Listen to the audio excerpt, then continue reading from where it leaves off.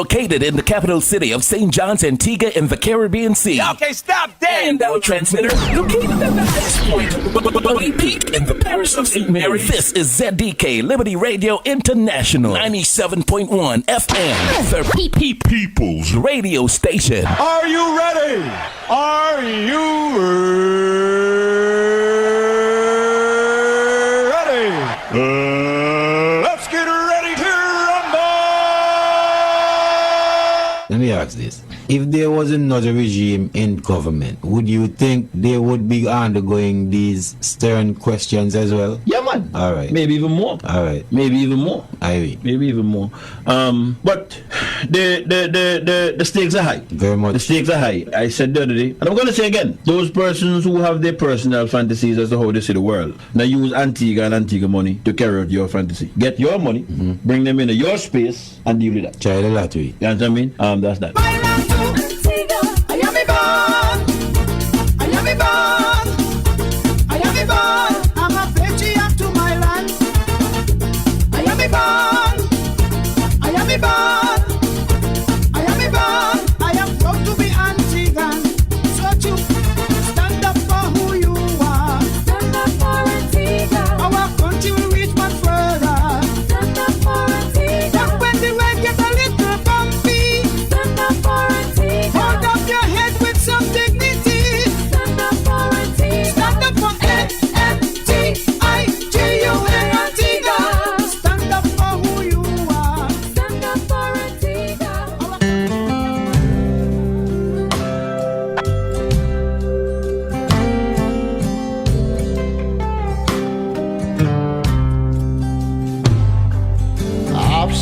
Some valleys, I've walked through some darkness, waded through rivers of grief. Oh, the enemy told me that let me say goodnight. Good night, Antigua Barbuda. No one. Hey, good night to our Caribbean neighbors. For me, locked into 97.1. Hey, ZDK Liberty Radio. This far on my. Let me say goodnight to St. Kitts and Nevis. So often my. Hey, goodnight to Anguilla. Hey, Montserrat. Hey, how you doing, Madeline? Hope and trust that all is going good with you. Me hey, good night, Dominica. St. Lucia. St. Vincent and the Grenadines. Hey, good night to Barbados. Grenada. Guyana. Hey, going as far down south as Trinidad and Tobago. Hey, to those who have joined us via the World Wide Web. Hey, via the website. That's www.radiozdk.com. Or you might have joined us via Facebook Live at ZDK Liberty Radio 97.1. Hey, good night to you. When my God is with me. Hey, the scripture to cover tonight's program. Victory. It's taken from the book of Proverbs. Proverbs chapter 28 and verse 5. He may be calling. Hey, Proverbs 28 and verse 5, and it reads, evil men understand not judgment, but they that seek the Lord understand all things. For me. Once again, evil men understand not judgment, but they that seek the Lord understand all things. Hey, good night to my good friend, Miss Patricia Gomes over there in the hospice. Savior. Hey, to my little sister. Hey, Nicole and her family over there in the Mount Pleasant area. Hey, to my other sisters. Hey, good night, Bridget. Hey, good night, Nola. Hey, to my only brother. Hey, that's Carly Joseph, aka DJ Governor Slim. Hey, big up yourself, King. Hey, good night to my many nieces. When God's on my side. Especially Joanne, Denise. Hey, good night, Bernadette. Hey, to my nephew. Oh, my many nephews, I should have said. Especially the man Austin. Hey, good night to you. Hey, not forgetting my many cousins. Hey, cousin Annette. Over there in Fort Lauderdale, Florida. Cousin Halima Thomas.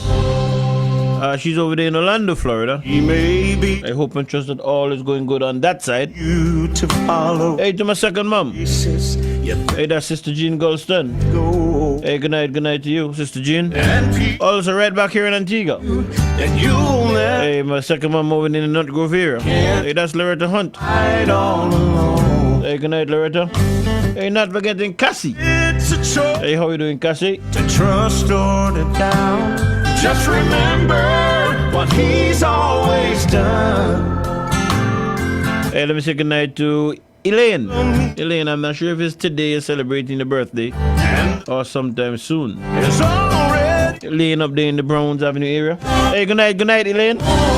Bless up yourself. God is Hey, let me say good night to Brother Brooks, the neighbor. Hey, what's up, Brooks? to stand against. Good night to my stepmother. Hey, that's Miss Christopher Lewis over there in the Berlin area. Hey, that's East Potters. Good night to you. God's on my side. And to family friend extraordinaire, Mrs. Winifred Christopher Bamsey. Hey, good night to you and your family, your husband, Brods, and the entire family circle. Good night. When my God is with me, I got the victory. You're listening to 97.1 ZDK Liberty Radio. If God is for me, who can stand against me? No weapon shall prosper when God's on my side. When God's on my side. If it's just me and Jesus, I can't be defeated. When my God is with me, I've got nothing Stay tuned. every time. We'll be right back. Oh, now hear me? I want all you, one of turf, Ras. We will never get frost. Come grass, oh my brother. We ready, nothing ever get. We ready. Oh no, oh no, oh no. We ready. We are survivors. Nothing ever get. We ready. Never give up that fight. Although the battle seems so hot in Babylon, the conflict gets sore and things get really harder. We ready. Oh. Nothing ever get. We ready. Hey. We ready. Tell them, my brother. Nothing ever get. We ready. Let them know. Jah knows our life depend on it. Can't get weary, man of the ever fit. Man face discrimination since the day he exists. Brutalization with a hard button stick. For the hurt I possess, I was a prime suspect. In a case I knew not about. Man just trying to earn his meal, turning the wheel. There is so much hungry mouth I never get. We ready. Oh no, Nothing never ever get. get. We ready. Good God, I'll never get. We ready. Oh no, I never We get. ready.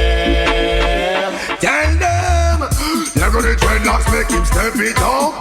Without no hesitation, them flick never up. get. Never see me with a swing. I never get. The up against a system that's wicked and tough.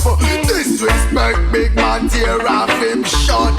Box and kick, one mount a gun. But man of your rights, you a defend you. Stand up. I know ignorance around the cut. Put your hand and say We ready. Nothing ever get. We ready. Oh, now hear me? I want all you, one of turf, Ras. We will never get frost. Come grass, oh my brother. We ready. Nothing ever get. We ready. Oh no, oh no, oh no. We ready. We are survivors. Nothing ever get. We ready. Never give up that fight. Although the battle seems so hot in Babylon, the conflict gets get sore and things get really harder. We red, nothing ever get weary. Hey, we red. Tell them, my brother. Never get weary. Let them know. Jah knows our life depend on it. Can't get weary. Man of the ever fit. Man face discrimination since the day he exists. Brutalization with a hard body stick. For the hurt I possess, I was a prime suspect. In a case I knew not about. Man just trying to earn his meal. Turning the wheel. There is so much hungry man. I never get weary. Oh no, Nothing never ever get weary. Good God, I'll never get Weary. Oh no, I never get Tell them they're gonna turn off me. From a little cottage in number 3 Casada Gardens hails Rags to Rugs. 100% handmade Antiguan interwoven rag rugs by J. Lissa Lewis. We have various sizes of floor rugs, decorative wall hanging rugs, and table mats, uniquely and sustainably handmade. To purchase, send us a message via WhatsApp at 268-770-8088 for directions to our physical location, or we can deliver to you anywhere on Antigua absolutely free. Like and follow us on Facebook at Rags to Rugs Antiguan Made, on Instagram Rags to Rugs, or you can email us at ragstorugs@gmail.com. Don't forget, our rag rugs and table mats are machine washable and dryable. See you soon.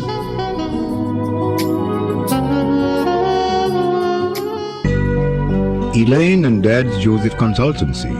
We consult on labor relation matters, insurance, business matters, and politics. P.O. Box 2287, Francis Lane, Yorks Village, St. John's, Antigua Barbuda. Our email address, it's elaineanddadsjoseph@gmail.com. Telephone numbers 776-0200 or 464-4201. Contact us. We are here for you.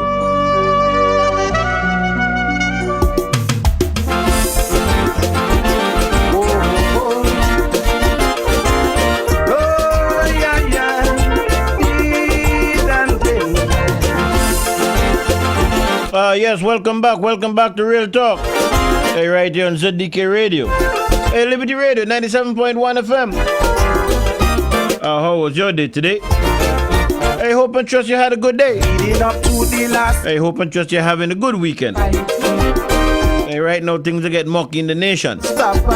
See all kind of video with robberies. Somebody want to get wet. Hope the right one get wet. So building in order to escape. Hey, for real, man. Hey, for those persons who are not feeling all that good, Fighting for please say a prayer. make me angry.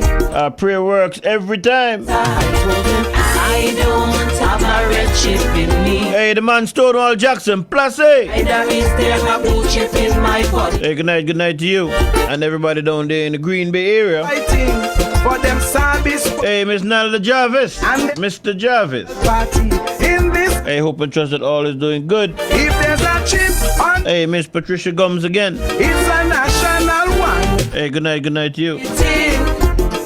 I'm fighting for the redemption of this nation. Oh yes, I'm fighting. I say I'm fighting to save our native land.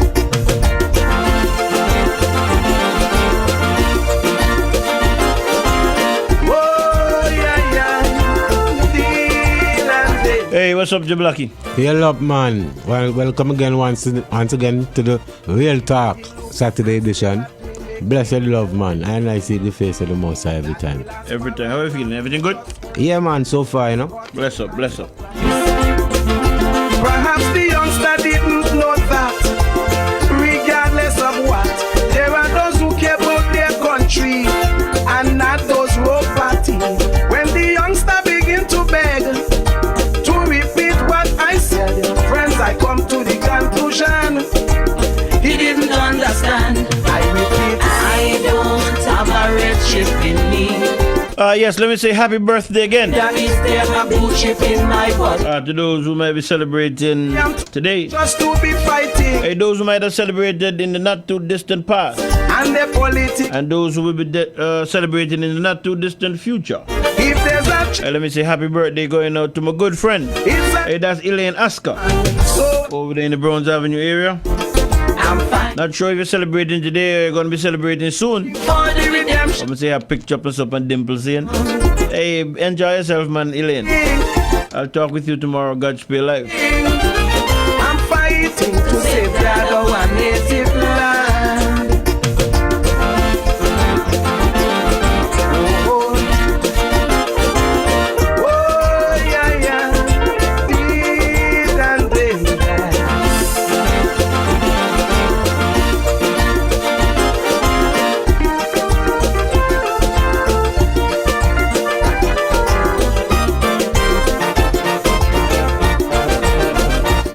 Yes, well, it's another night. For those of you who are going out in the town, please be careful, be as careful as you can. And, if you're going out to enjoy yourself, you don't have time for going with a weapon and that kind of vibes.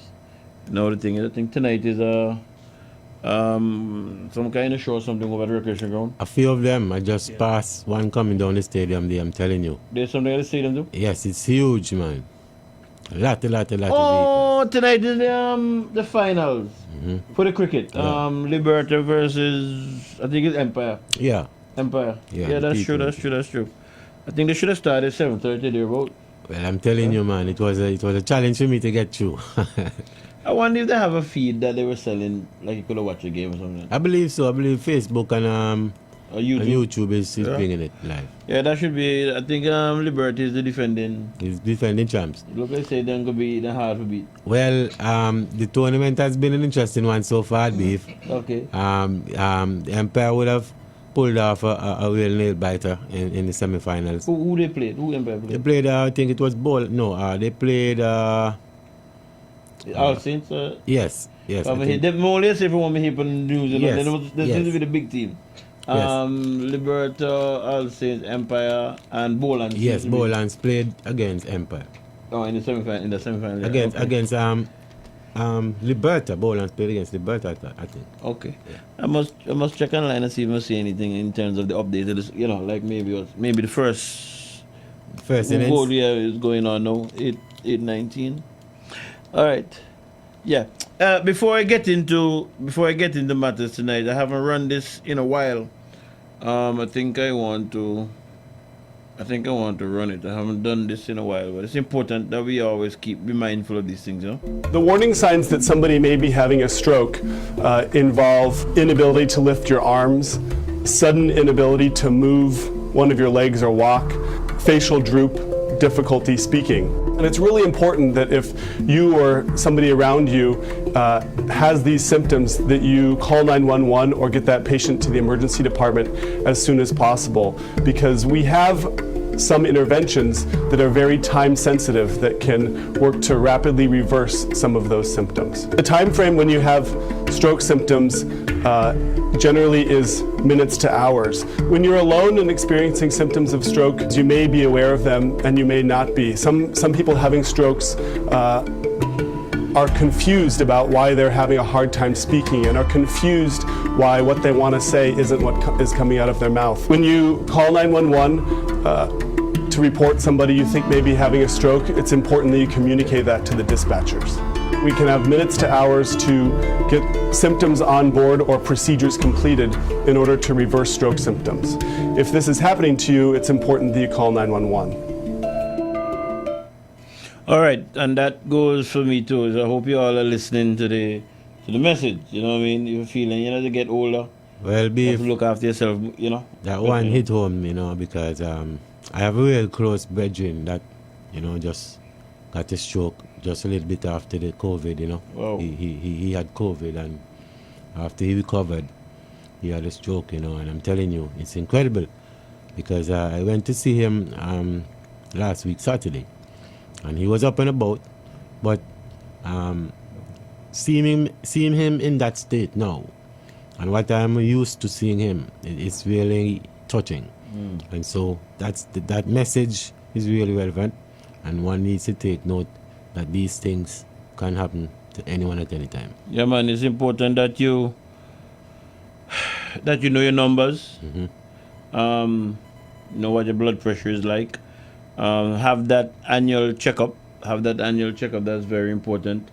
Better to be safe than sorry, you know. Every time, man. Better to be safe than sorry. And for those persons who might be suffering the effects of a stroke, I wish you a speedy recovery. And for those persons who have the responsibility to care for them, just be patient, you know. Yes. Just be patient. It takes a little patience. It takes plenty love. It requires that. When they have them kind of things, you know what I mean? A lot of therapy and so on. Yeah. Yeah. When they're married, they're not a problem. I wife, but Hey, big up Rasqua, man. Big up. Hey. Big up Skojo Bantan. And big up Vigai, Kwako. Big up the engineer, see? Everyone, before we shoot off, okay, let's start off with the cabinet press briefing. I sent it to you. I don't know if anything jumped out at you. Nothing jumped out at me because once we turn on, I see Max alone, they be the turn off. So we can't tell you nothing tall in relation to what I read on the newspaper, but I can't tell you as to the in-depth. Yeah, as to what they were, if any questions or might have had a follow-up question or something. Yeah, me until that thing is sorted out. Once he alone, me gone for them. Well, but I don't know if there's anything that jumped at you. Like I said, it's a bit it's a bit hard to view this. The press briefing in present weeks. I haven't gotten the opportunity to watch it, but I have some information, and nothing really, jumped out at me, rather than, I say that they are doing some repairs to the main road leading down to the Fort James area for Labor Day. You're going on Fort Labor Day? Moving right along. And but that means you not answer me. No, I'm not going to Fort James. Okay. Let you not answer me now, you already know. Hello, go on the boy. Yeah, sorry about that. Okay. Yes, the Alfa Nero. I see that it made the news again in the press briefing, but it seems as if they still have some due diligence. Some due diligence to do in order to get this sale done. And like you want some for suck, man? Some kind of lozenges or something? No, I have a mint in my mouth. Okay. Yeah. Alright. And basically, what am I laughing, okay? When hold on 1 second. When the show that in the suck, man? You went up? Okay. Say all the baby. Go ahead, sir. Sorry about that, I'll like. Yes, the perimeter fencing that's now being erected. What is it about Alfa Nero? What the last thing you said about Alfa Nero? Well, it's still not being able to be sold as yet. Okay, because we're going to be touching something with that as we go down the road too. Yeah, and they're basically erecting some perimeter fence around some of the schools, and that's about it. That made the press briefing. Nurses are doing a little bit of industrial actions, going on a go slow. Is that so? Because somebody to go work, that mean that they have industrial action. No, go slow. That's why I said go slow. They said that. The nurses said that. Well, it affected a lot of the operating. Let me tell you why that is very important, right? Why it's very important when I hear people talk, and sometimes being an essential worker, there's certain steps that needs to be taken first before you take industrial action. Yes, I know that. Right? So that's why I'm asking if it's just being said, because it doesn't mean because somebody to go work or people to go work mean them take industrial action. No, it wasn't mentioned here that industrial actions were taken. Oh, so you just said that? Yeah, they're just. Me know why I attribute that to them. All right, I apologize. Because next thing somebody might just say that them. Apologize. So, apologize. Yeah. Yeah. And the people nowadays around here kind of like you have to be very wary of them. Yeah, no problem about it. All right, man. Yeah, but they're basically on a go slow because some are reporting to work and some are not reporting to work. Maybe they may drink something in the water that running, buddy. You know. Yeah, so basically that's it, Dave. Okay. But when I read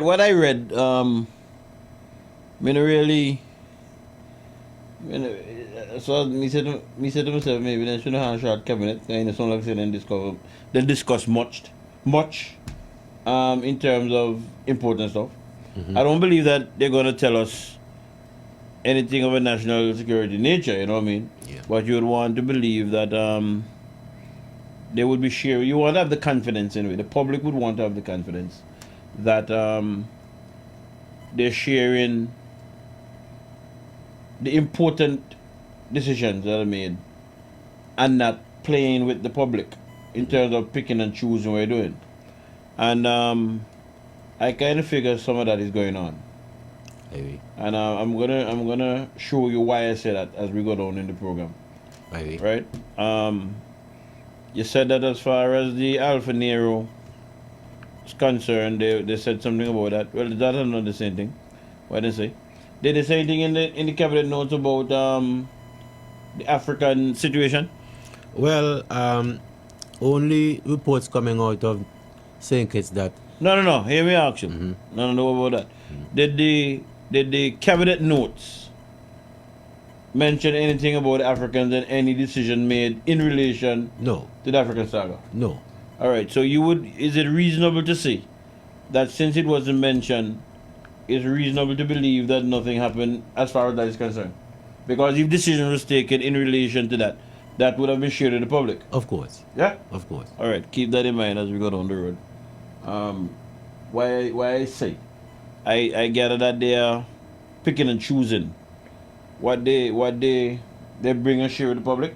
Noted. And if that happens, that is gonna soon lose. That exercise is gonna just soon lose its relevance. Noted. You know what I mean? But I'm gonna tell you why I say that as we go down the line. But I'm gonna start with this because come Monday will be Labor Day, God Spare Life. And that is a special day for all workers. Special day for all workers.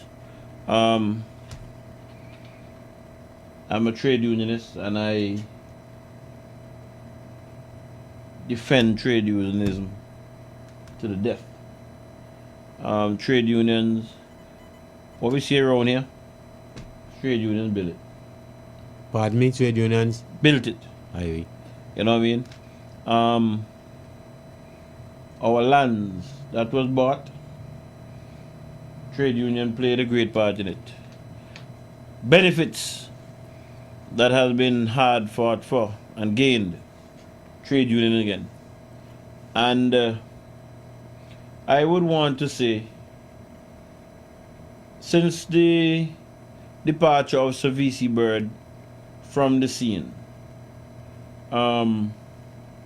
workers have been steadily been losing benefits and rights that have been fought for. Wow.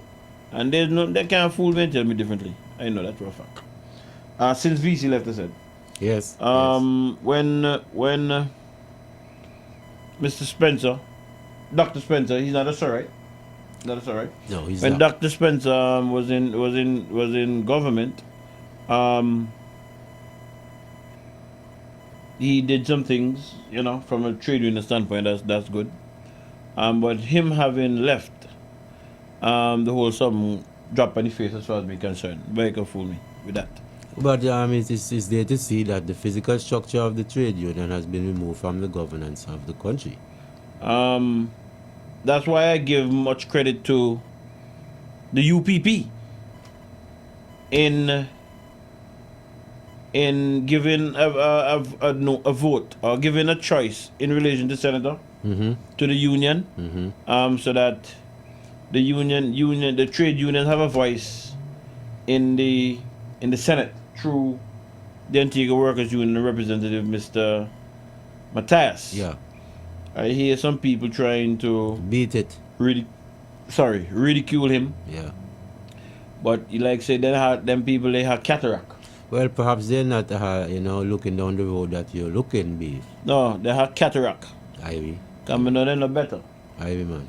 And they look over upon the opposition bench before people and say, hey, Eugene over the fee pension. But when they look on for them, the bench you can't see. Like the light too bright. And the shoes no fit over there. No, the light too bright so they can't see. You know what I mean? Yeah. And these are the kind of games that they play that erode trade unionism, you check? Yeah, man. And for those of us who are conscious about it, we have to keep fighting and keep fighting and keep fighting. And that number keep rising every day, Beef. The conscious number keep rising every day. Praise the Lord for that. Yeah. Historically, with the Antigua Labour Party, historically, the Senate would normally have in two unionists, two trade unions, two persons represent trade union. That has been a historical. Yeah, from ever since. Right. You get it from wrong. Somebody can call me and tell me I'm wrong. Mr. Bascos and you had Bascos, you had Natalie Payne, you had Mr. Benjamin. This gentleman, Noel, I think it's Noel. I'm not sure it's Thomas or Brown.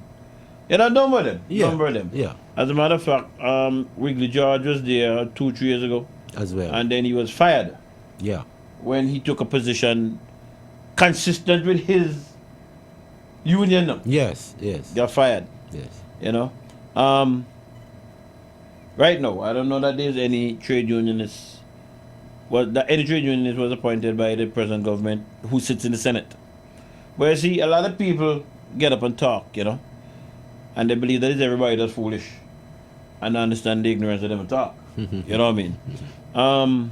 Yeah, replace the trade unionists with businessmen. I will agree with that. I will agree with that. I can agree with that. I can agree with that.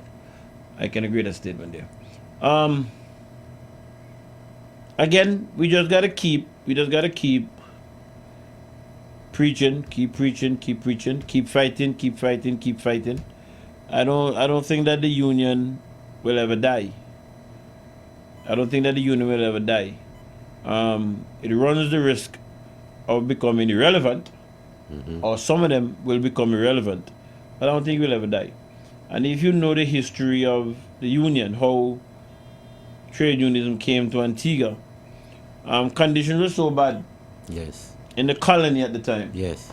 That they sent, I think it's some mine, if I'm not mistaken, I think the commission was a mine commission. And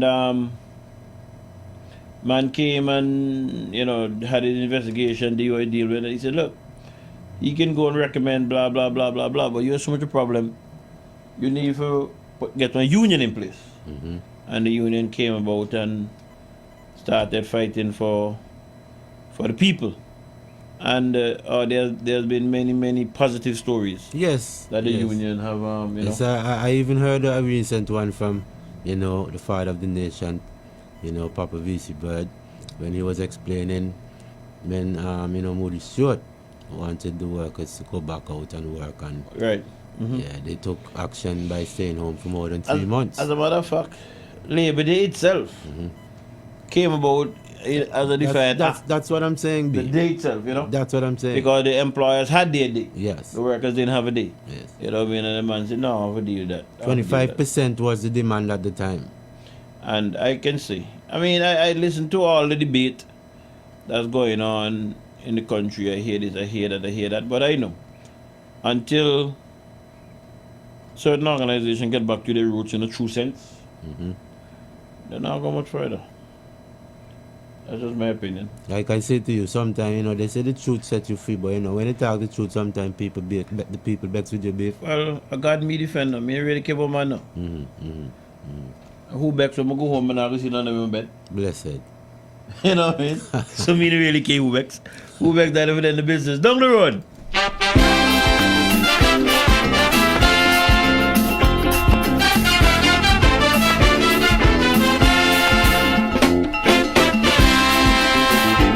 So they say unity of workers is going to be the key. So they say This is the anthem. in this ruined and confused society, red, by the red, the white and blue. The Lord make great Britain beat us bad. Today's local politicians using the same colors and methods. So them say, there must be a new organization taking positive steps for the betterment of this island. Workers should form communities and let those who toil go the way. Freedom is the one state of mind. It's religious and political. Ministers must all know freedom is tangible and real. So workers unite and stand up for what is right. Hey, so it's it. Unity is the trumpet call for those who die. So it's it. How can man buy bread if they are unemployed? Those who work and living on cloud line. Raise up, stand up on your feet, off your knees, and draw line against oppression. Let's put an end to this oppression. So them say, traitors are those who continue typing the rain. Forcing the work of the oppressive force full strain for personal gain. Workers should form communities and let those who toil hold the way. Freedom is the one state of mind. It's religious and political. Tell them that let them say freedom is tangible and real. So workers unite and stand up for what is right. Hey, so let's say the new institution must be upon reflection. So let's say the decaying reality of society affecting all workers in this land. Also affects the future generation. Workers should seek support from themselves. This is the growing age of self-help. So them say, all over the world, workers are seeking a community. Becoming barren is the fall, and the motion becomes workers one for all. Workers should form communities and let those who toil hold the way. Freedom is the one state of mind. It's religious and political. Ministers must all know freedom is tangible and real. So workers unite and stand up for what is right.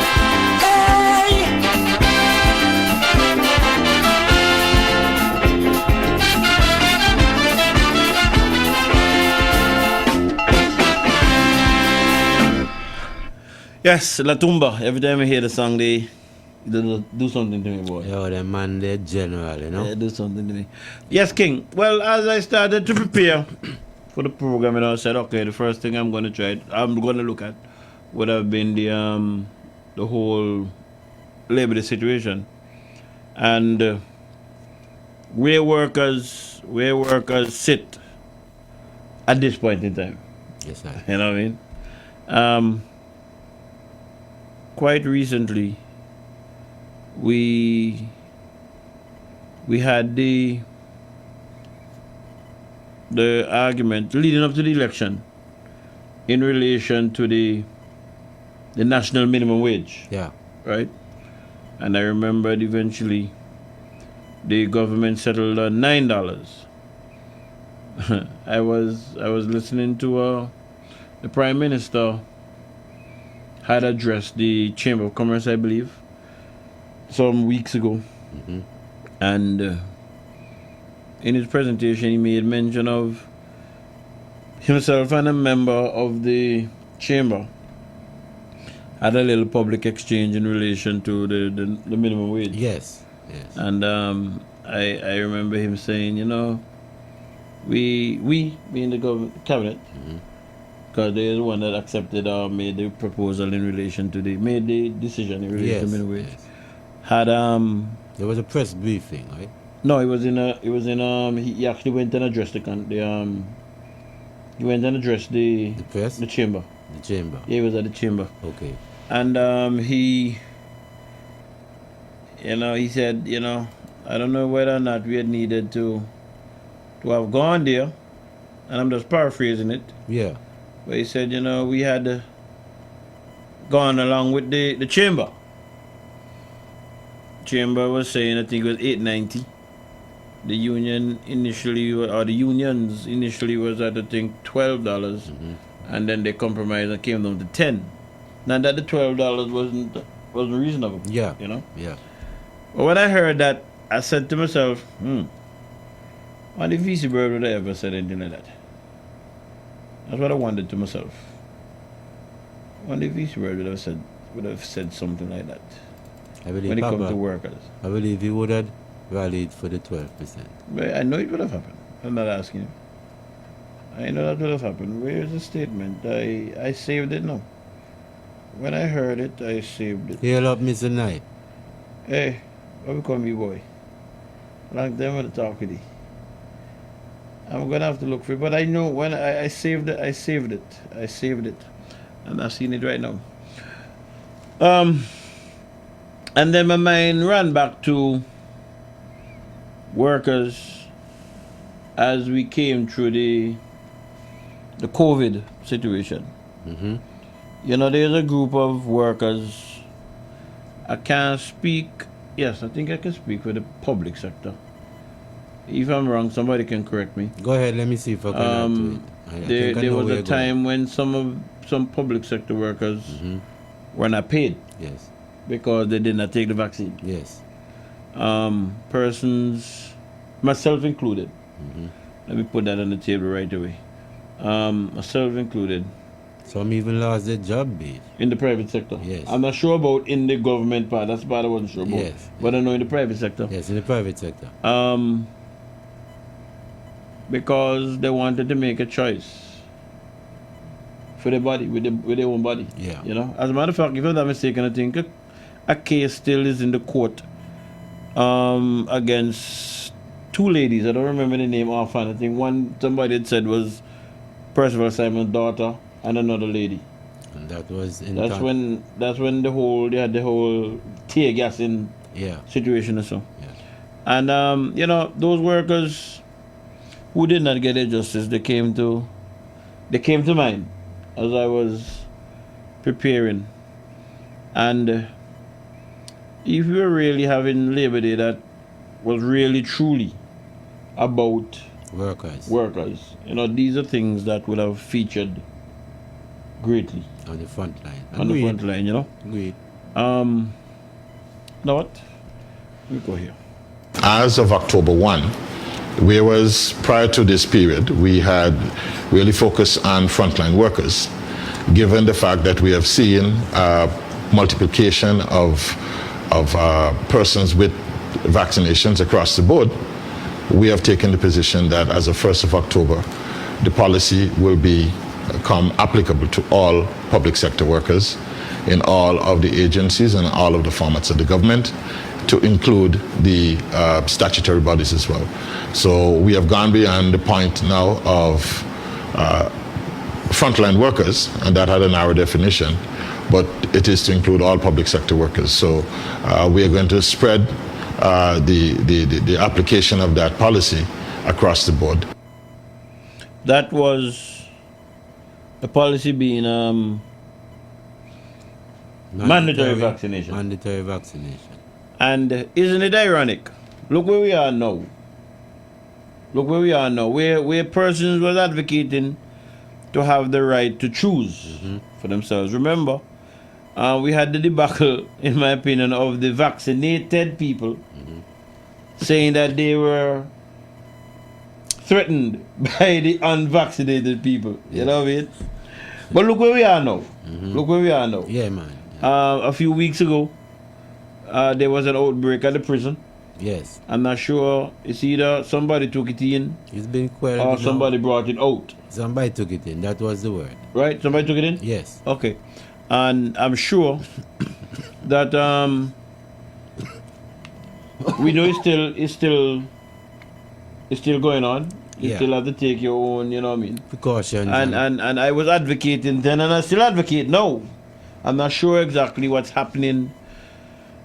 If there's a particular clinic that's giving the vaccine, if they're still giving the vaccine, I'm not sure. I haven't heard. But if they are, I would encourage people who feel obliged to, and would have checked with the doctor and everything is all right, to take the vaccine and protect yourself. You know what I mean? Of course. But that is your choice to make. Yes, yes. If you want to take it and it's available, I would encourage them to take it. That is your choice to make. And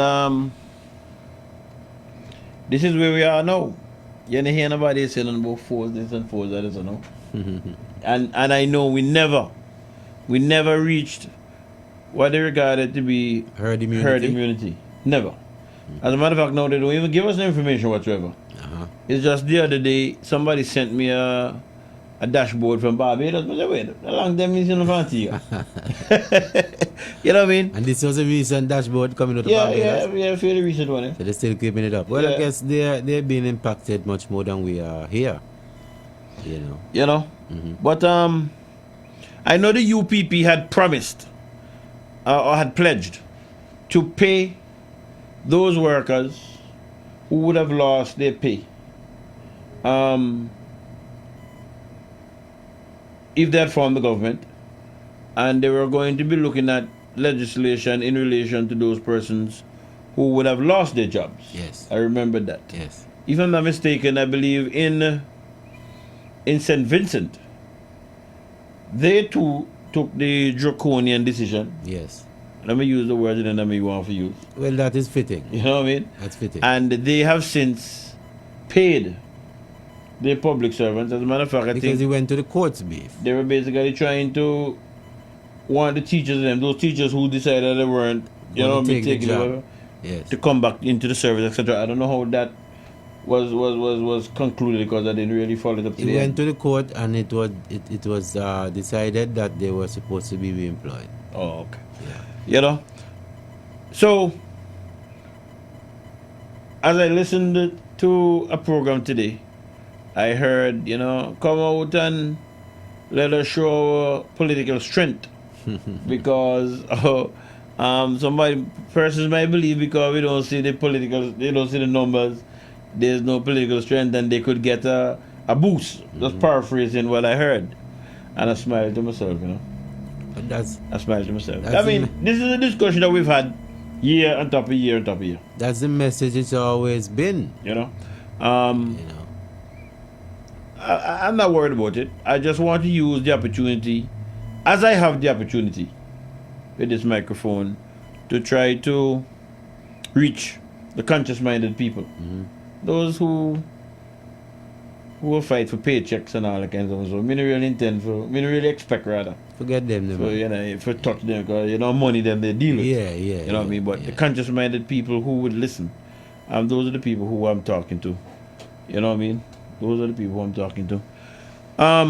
If you were to check the lineup on Labor Day beef, it's a litany of superstars. Well, I don't even know that. And that's the driving force in which they tend to, you know, go along with Labor Day. It's a big celebration and all this type of stuff. Well, you know the difference to me. If me not by the office, me go home. Bless up. You make a difference to me personally. No, but I'm just basically saying that to say that the impact that it has on the minds of the workers is that it's not from a working standpoint. It's from a, you know. No, but some of the workers.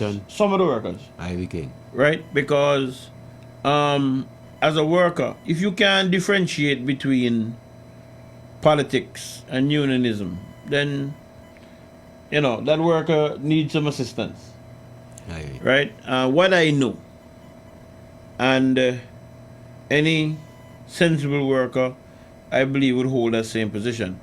How can I vote for an administration, regardless of who that administration is, whose policies are contrary to my rights as a worker. Some people don't even have the time to look at it. Well, that's why we tell you they need help. Okay. Because sometimes it's just a matter of reasoning. Blessed. You know what I'm saying? Blessed. So I'm not about to condemn and cuss nobody and that kind of stuff. It's all about trying to get people to education, look into their own self-interest, education, and understand how it works. You know what I mean? The union during the time again with the COVID, the ATNL union, as a matter of fact, like you say, I know they had an engagement. It was on Zoom on one platform because I had logged into it. They had a number of persons on the panel, and they were discussing it as to they wanted to have that discussion to inform their position as a union, what policy decision they were going to take, on where they stand, what advice they were going to be giving their members. I listened to it, and eventually the position that they took, it wasn't really consistent with what the government would have liked to have heard. Mm-hmm. And they took a lashing. Yeah. They took a lashing for it, you know what I mean? Falling out. Eh? It was a falling out. Yes. Mm-hmm. Yes. As a matter of fact, I know the ABPSA, they're taking action, the Antigua Trades and Labor Union, which incidentally should be aligned to the Labour Party. And I've said to them that institution is in need of leadership. They have now become unfit for purpose. And I've said to the executive as well, by next convention, make sure they wheel out all of them. Get new leadership. Wiggly George, all of them. Totally unfit. Okay? I have no problem with the others, but when I look at the union that allied to our party from its inception, and they're going to take that kind of irresponsible action, if they're right, fine. And I'm saying here, from Wiggly George right down, they need to go. At the end of the day, Mr. Speaker, I have no doubt that they will not be successful in the litigation against the government. And at the end of the day, you know, these unions must understand that their job is not just to collect dues from their membership. In fact, it's almost a racket that they're running because they're not doing anything for the workers. They have this automaticity of payments in which they collect $40, $50 a month from public servants. They provide no service. All they do, they just create mischief. And I think the time will come when we will have to force them to go and collect the $20 to $30 a month directly from their members. Certainly in the public sector. Stop deducting it and giving them this easy amount of money every month to create mischief. Let the employees go and pay them the $10. Let them go and put some effort into collect the $10 a week or the $5 a week. Because if they want to fight us on let's say they want to be irresponsible and to fight us, to stand against us when we're trying to protect the interests of the people, to protect our economy, then I'm saying they're not fit for purpose. And I'm dealing very hard with our union in particular because they ought to know better. And as I said to them, this is not the AWU, this is the Antigua Trades and Labor Union. First union in this country that fought for the upliftment of the people of Antigua and Barbuda, that took the people of Antigua and Barbuda out of abject poverty. And you're telling me now that the same union going to take a position to expose its members to hospitalizations and deaths? They are not fit for purpose. And all of them must go. Ambassador Wiggly George, Hugh Joseph, all of them must go. The only one I have some little, and he's young, he's a neophyte, have a little time for his, what's his name there, Bernard Dinoli. At least I engage him and the, issues that he raised, even though flawed, they're rational. But when union officials can say to you that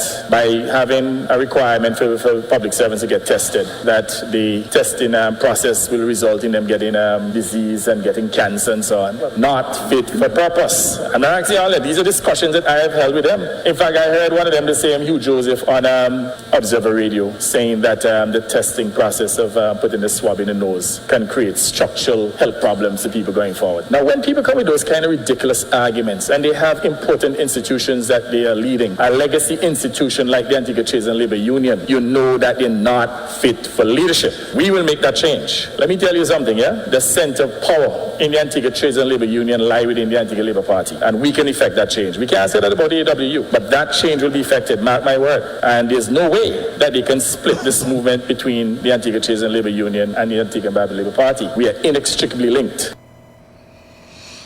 Wow. Yeah. This was said in result to what we just spoke Coming about. out to the COVID, Yeah. during the COVID time. Yeah. The statement was actually made on the 23rd of September. 2021. 2021. Yeah, 23rd of September 2021. Oh boy, what's going on here now? Yeah, so it's so fitting because, the choice, and that, like we are saying, the union took a stand as it relates to their workers and the choice of one body, and they were met with a rigorous fight. Well, if them people don't know the union was serious, I mean, not that serious. I really not that serious. Because if they accepted that the center, what is it, the center of gravity, or the power of something, laid with the party, that telling the son has been turned on his head. Well, that's what I'm saying. It's all about, rubber stamping. You know what I mean? And all about turning But a blind eye. There's so much of things with that, right? There's so much of things going on. In terms of, you would have had. You know what? Let me not even go into that. Let me leave that alone. Anyway, that was that situation. I'm not sure. Well, I shouldn't say I'm not sure. Wiggly George is still the president as far as of the union. As far as I'm aware. Hugh was ousted. Hugh Joseph. That's it. And it's always interesting because for those people who don't know, who was his replacement? I don't know who. No, I'm a lie. It's Alric. Alric Daniel is the general secretary now. Okay. Was he a part of the 18LU before? Yes, he was. What position he held before? I think at one time he was the general secretary at one time, and then he left. I think he was the general secretary at one time, and then he left. And then he came back. He was an industrial officer. Then he succeeded. So he came back after the debacle. I think he might have been here in country. Okay. He left. He came back in country during that time. All right, my brother. You know, what a joke, boy, if you ask me. But anyway, such is life. But again, Hugh was ousted. Where is he now? He's at Workers' Union. All right. He's at the Workers' Union. A man have got to eat now. A man have got to take care of his family. Of course. You know what I mean? Of course. So that's that. He was the second general secretary that I'm aware of who was set upon and ousted when a lot of people don't even realize that the general secretary can't vote at an executive meeting. The general secretary of the union cannot vote at an executive meeting. So anything that's put to the vote, regardless to which side it comes down on, those are the executive members of the union would have made a decision, not the general secretary. But with Stafford, he was set upon. That went back to when Wiggly ran as an independent around St. Paul's. When it's 2018 was? Yeah, 2018, 2009. Not Wiggly, Stafford was set upon. Yeah. I'm not even sure if his matter was. I know he went to the industrial court and that kind of stuff. I'm not sure how it ended up. And now Hugh, is there. That is there. We were talking earlier in relation to the decision that was made by the government that caused some persons their job. And I'm not sure that these persons up to now persons might have lost their severance, etc. Private sector workers you're talking? Say again? Public sector workers or private? No, I'm more private. I'm not too sure All right. if any public servant workers might have lost a job. They might have just not have been paid for the period of time. All right. But I know in the private sector that had happened. As a matter of fact, let me play. Where is it? Let me play this one here. I want the employers to understand job abandonment means that me decide me don't want to work with you anymore. Now, if I'm forced to take a vaccine, which I think is bad for my health, and I'm trying to have a situation where you continue to accept a test from me, I'm not giving up the job. You have to make that decision to terminate me based on the policy of the government which you are implementing as the employer. So it must be a dismissal. You will not get get away with saying an employee abandoned the job? Well, I've known of cases in the private sector where individuals were asked to take the job and refused because of health issues and were eventually paid off and never to return to the job again. They were paid off. They were paid for their They were paid the for equity. I don't know about equity. Perhaps yes, a service. Okay, or- same. Yeah. Okay. Well, kudos to those employees, quote unquote, because even though that these persons might have been paid off, they still would have lost the job. Bless it. Yes, I mean. But what Cathy was explaining there, because when the regulation was passed, representatives from the government was telling people that it would not result in you losing your job, and I knew that wasn't the case. That was just right. I knew that wasn't the case. I knew that once you say you have to take the vaccine and you didn't take it, you're not going. then you're going to lose a job, and the law, you would be in breach of a law, so the employer would not have to pay you your equity. And that's the trick in it. That's the trick in it. You know. So, to those persons who suffered and who might still be suffering, sorry. You know, strength to you. What I can do? Nothing at this point in time. But no one say no one can do it. No, I think I bomb. The people of this country are being told, get vaccinated or lose your job or livelihood. That is what is placed on the table for these persons. I expect persons to choose their livelihood because jobs are scarce. But you know what, Darren? They will have that in the back of their minds, that they didn't get a chance to have a say in their own position. And that's what it comes down to. So, do you think that it was, a factor in the just gone election? It did. Right. It was. It was. The first vaccination was one. I knew people who voted against the government. I know. And I knew people who did not go to vote. I know because, of these because individuals as well. And that's why I asked the question, because a lot of people, well, let me not say a lot of people, some operatives are making it seem as if it's, rocket science why it ended up that way. Oh, yeah. So, today, Labor Day is a day again that the plight of these workers ought to be front and center. Because I believe that unions, both individually and collectively, have a responsibility to see to it that these workers get their justice. Yes. That's what their job is. I believe so. So Am when I correct they, in saying that, B? Yes, Okay. yes. That, let's say that's what their mission should be. Okay. Right? Let's say that's what their mission should be. So when they're trying to show their strength, their political strength, maybe somebody can give some thought to those people. I agree. And their justice, But if I could say, just a quick, Go ahead. And this is just personally my opinion. When I would have listened to voices like Mr. Carty and yourself, I always ask myself, why aren't you guys involved in, the trade union body in a more, embodied position, meaning like taking up a position in the trade union? Well, I can't speak for Carty. I know at one point in time, Carty was at the workers' union.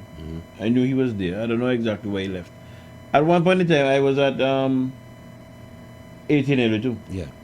I was a shop steward at State Insurance for, I think I started in about the early 1990s until when I left. I was on the union executive. So you left? That was your decision? No, when I left State Insurance. Oh, okay. Right? I was made redundant in 2011. Between 2010 2011. That's when I was made redundant at state. Yeah. And I, at the time I was still the shop steward, I would have been on the executive, but I had left the executive of the union because I have an issue, I have a problem acquiescing to a political organization when their policies are not consistent with good things for workers' rights. But that's I what we're faced with right now. That's the problem. We're faced and some people believe that it's a bad thing to have an amalgamation or a union between a union and a political party. I don't necessarily believe that. It doesn't necessarily have to be a bad thing. Right? I don't necessarily believe that. What I believe have happened over the years, and I can speak for the ATNLU because that's the organization that I was a part of. Okay. Right? I can't speak for AW. I've never been a part of AW. Okay. The party would have taken over reverse. Going back to the olden days, it was always the union being the center of gravity, where the power was. Yes. In the union. Yes. In that union between party and union. Yes. As a matter of fact, there was a time where before a bill that would have an effect on workers went to Parliament, it would pass through the union first. Wow. It would pass through the union first. Wow. There was a time, as I said earlier. That was in VC's time. Yes. Mm-hmm. And as I said earlier, historically, the Senate always had in two unionists representing the workers. That has gone by the wayside for a while. So all these, as a matter of fact, I remember listening to a recording with VC talking about the stones, likening it to the story in the Bible. When the youth in them asks for what are these stones, for then they can tell the story. Mm-hmm. Not many young people would know of that practice, and so you know what I mean, coming forward. And as I said, I'm not taking nothing away from the youngsters who are in Parliament, but then I don't have a clue as to the history of them kind of stuff there. Deliberate man. You know what I mean?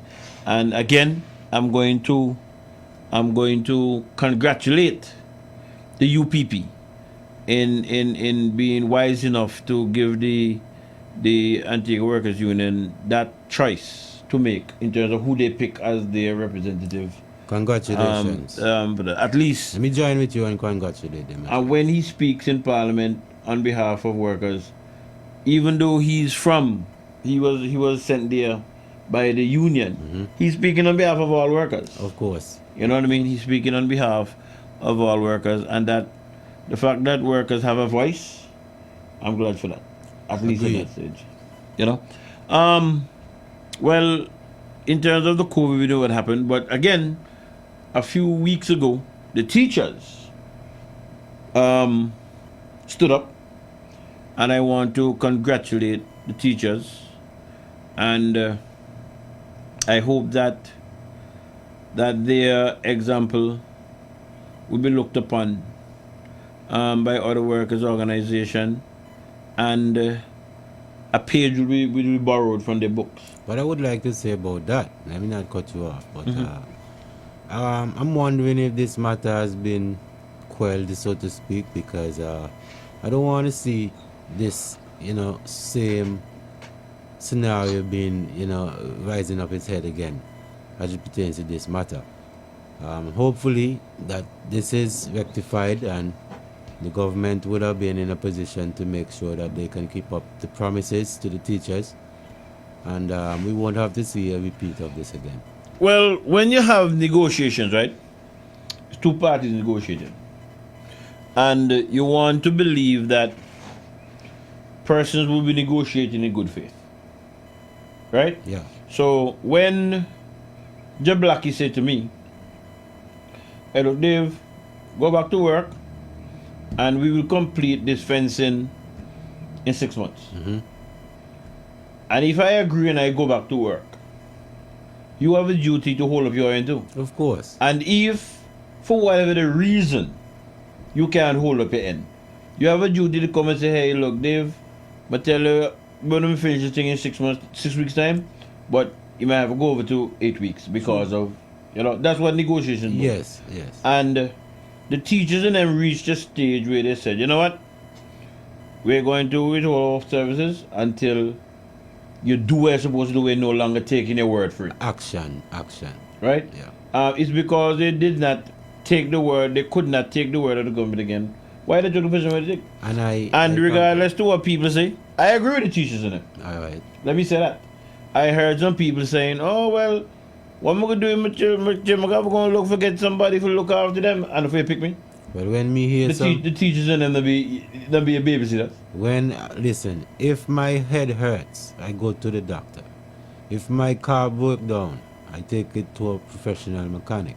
So when I hear professional, statements coming from someone like you who are in the profession of, industrial stuff and so on, I have to believe what you're saying. I agree with it, man. If you're in agreement with the teacher. Yes, man. Right. You see, to go back to a phrase Mr. Josiah, my old boss, used to say all the time, of all my mother's children, I love myself the most. Simple as that. I hear people criticizing the teachers. Oh, the children are losing contact time. And that is true. I'm not going to say that's not true. Mm-hmm. But why is it they're not looking at why they're losing contact time? Why is it they're not looking at whether or not the government have performed as to why it's forcing the teachers out? Who is looking out for the teachers' interests, if not the teachers? Because you understand the point I'm making? Because they have to be heard any way you look at it, So I don't really business what I say. It's either the teachers or the students. I don't business what I say. The teachers and them took the stand. And you see in quick order, what could not have been done in months, done in weeks. Well, I'm happy for that. Because they recognize, hey, the people are serious and this is what it be. I'm happy for that. Right? Industrial action, strike actions, etc. are matters of last resort. Right? But you ought not to be afraid to take them. That's how this country was built. I remembered when I was at State Assurance, what they used to do. Let me not call the name of the person or the organization. What they used to do is that we started the negotiation, right? And we might have a breakdown. And without trying to be reasonable and trash out the thing in an objective way, they pass the matter forward the matter to the Labor Department, right? Because they was following a practice where once a matter goes before the Labor Department, you don't take industrial actions. Mark, the word that me use was a practice. Yes. Right? Yes. So me come as shop steward young and so me say, a practice. So you believe that you can prevent us from taking our action, which we have the right to because that. So me say, well look, I'll still go up and strike now. I'll still go strike, but I'll go so whatever I would do. Right. You know what I mean? So when we went out to the Labor Department one time, the Labor Commissioner told me, we have a practice of once matters are before the Labor Department, you know what I mean? Actions are not taken. As I say, so no, that's a practice. Me now follow the practice here. Make them negotiate in good faith. All right. You understand? Yeah, man. Even matters before the not Labor Department, the Industrial Court, all industrial action cease. That's a matter of law. Okay. Right? But you try for use me or use a practice for curtail me. No, it can't work so. Bad habits? No, it can't work so. So during my time, so there's something wrong. Bless man. You know what I mean? So I just say that to say, if you have to take as a if there's a shop steward over there, if there's you out there, regardless to what sector of work there, you be teacher, nurses, whomever wants to give the required notice, not afraid to stand up for yourself. Right. Because if you not stand up for yourself, sometimes nobody stand up for you. Yeah, people walk for you. All that was happening with the teacher. The teachers the other day. Did you ever see a group of parents go by any ministry and say, look, I now teach the teachers not right? No. But when the teachers stand up for themselves, people were encouraging parents for going to pick against the teachers. Yes. And the teachers stand up for them the rights. And the people in them who seemingly did not have an appreciation for what the teachers were saying, right? Them they're nice and fat with the money from the different political jobs that they have. But they are also benefiting if they have children going to the school. If their children are attending these schools, what the teachers took stand for the other day, it's not just for money, and rolling a bill. Security and the kind of stuff. That's what I'm saying. Mm-hmm. Talking about negotiating in good faith. We saw that the ministry did make an effort to meet us halfway, and so we agreed to go back to the classroom with the understanding that we acted in good faith, with the understanding that they will continue to do the work. I think within the environment in which we work, there will always be issues that come up, and as a union, it is our work to monitor and to police the progress of these projects to ensure that the ministry is doing what it's supposed to be doing, and so this is what we will continue to do. That was the General Secretary. I think it's a Miss Stevens or Mrs. Stevens. I don't remember the name. Teachers Union? Yes. Okay. That was her piece there when they decided to go back. Go back out to work. Right. As she would have said, having spoken, they could have seen that the government was making the effort. No, they decided to go out in good faith. And that's that's just being human. Anyone that says that these people aren't being negotiable and these things, they're just being unreasonable, because they could have stuck out until everything took place in a bit. I agree. All right. I agree. I must commend the government as far as the issues that they were supposed to look at. As you would have said earlier, I believe, I would have seen on the news that Snowville Richards has been fenced, and they might be in the process of lighting up certain schools, and also installing security cameras. That seems to be an ongoing thing which they're working on. Let me congratulate them on that, and let me just encourage persons in the different communities and persons who would know of individuals who are defacing school property and breaking into schools, etc. Give that information to somebody, get back to the policeman. Let us address these situations. Youngsters are doing these things, Beef. No way. I refuse to believe that older persons are taking part in these defacing. I agree with you. Maybe younger people, but there must be some older person who might live beside the school and know who's doing it, or might have their suspicion or whatever the case is. Okay. It's just a matter of passing on the information and have the relevant authorities investigate. Be able to take the information as part of the investigation. Sometimes right now, them police may tell you, man. Anyway, go ahead. Well, I hear too, and I agree with that too. Go ahead. I agree with that too. Boy, trust you me, different parts of the society is under strain. Yeah. I must say that. Different part of the society is under strain, my friend. But I wish all workers happy Labor Day when it comes around. And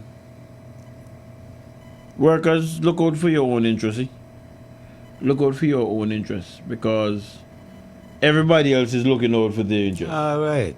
You know what I mean? Right. Everybody else is looking out for their interests. Right. And don't be afraid if you come to the realization that you're part of an organization that is not looking into your interests, don't be afraid to walk away, man. But Beef, when they tell the workers 4-2 for Labor Day, and the interest them look out for it.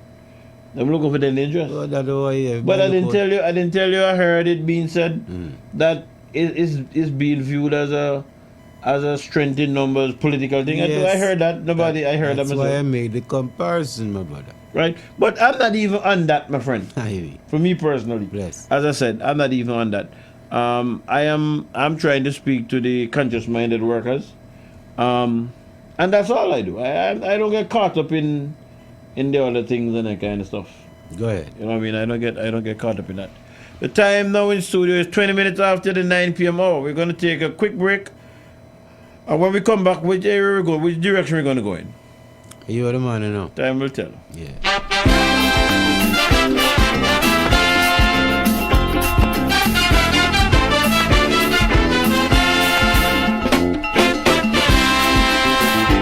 So they say, unity of work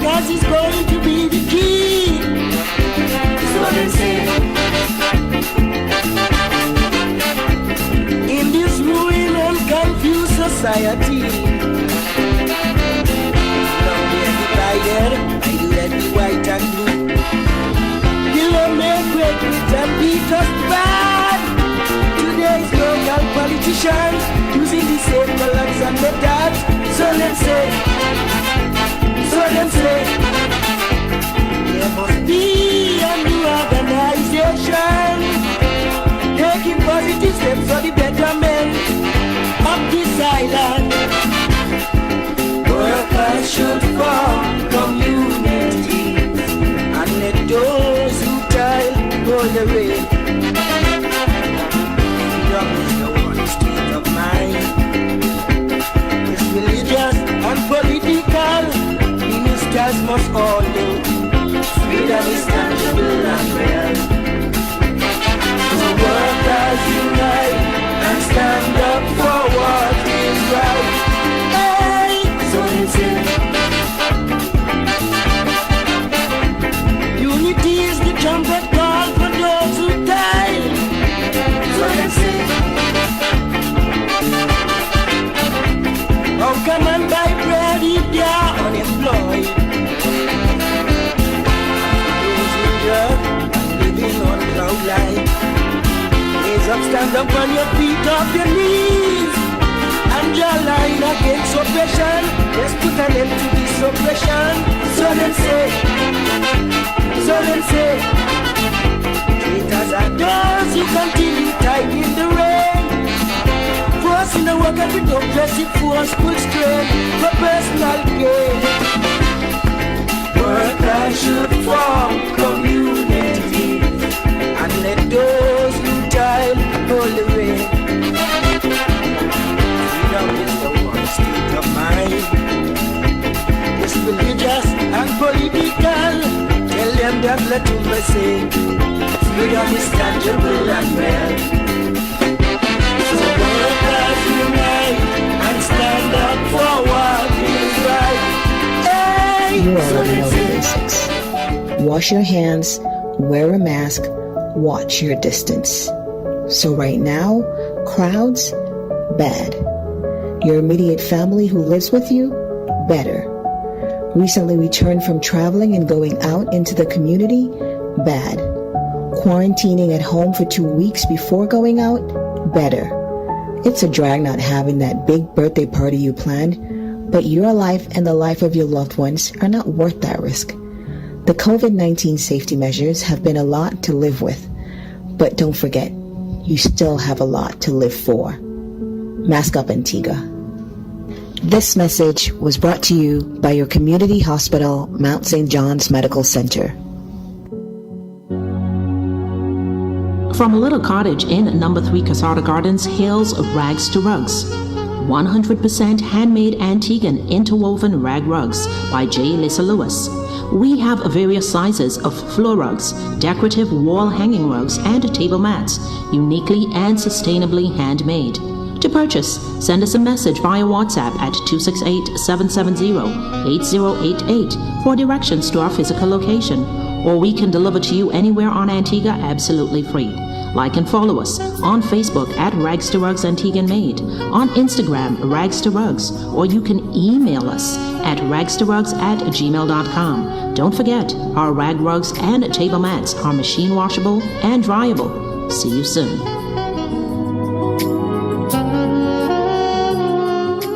Studios located in the capital city of St. John's, Antigua in the Caribbean Sea. Okay, stop there! And our transmitter located at the highest point of peak in the parish of St. Mary. This is ZDK Liberty Radio International 97.1 FM, the People's Radio Station.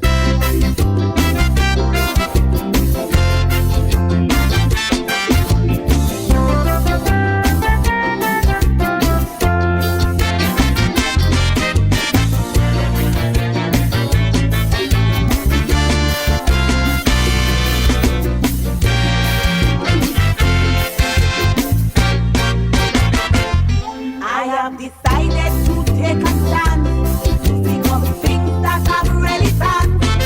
The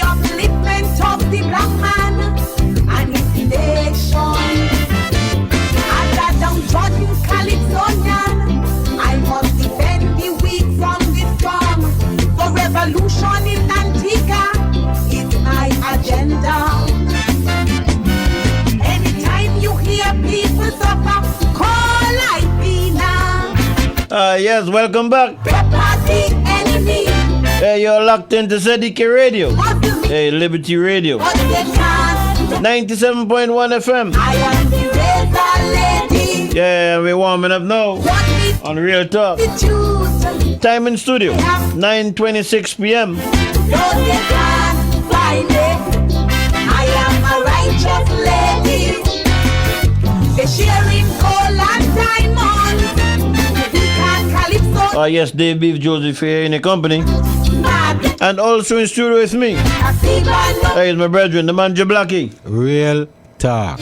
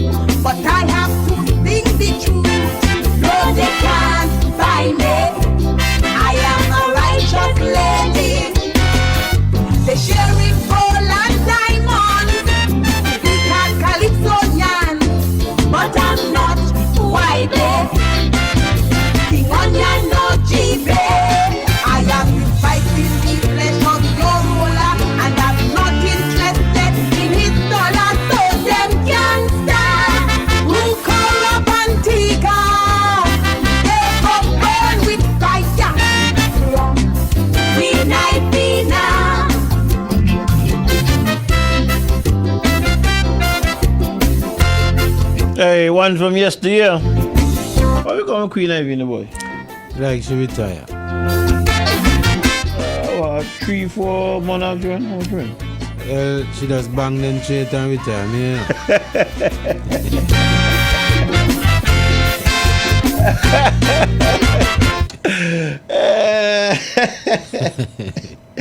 Hey, we like the one that's black, you know, just try to blow in the chin. Yeah. And then retire. Hey, what to take? The Lord is good.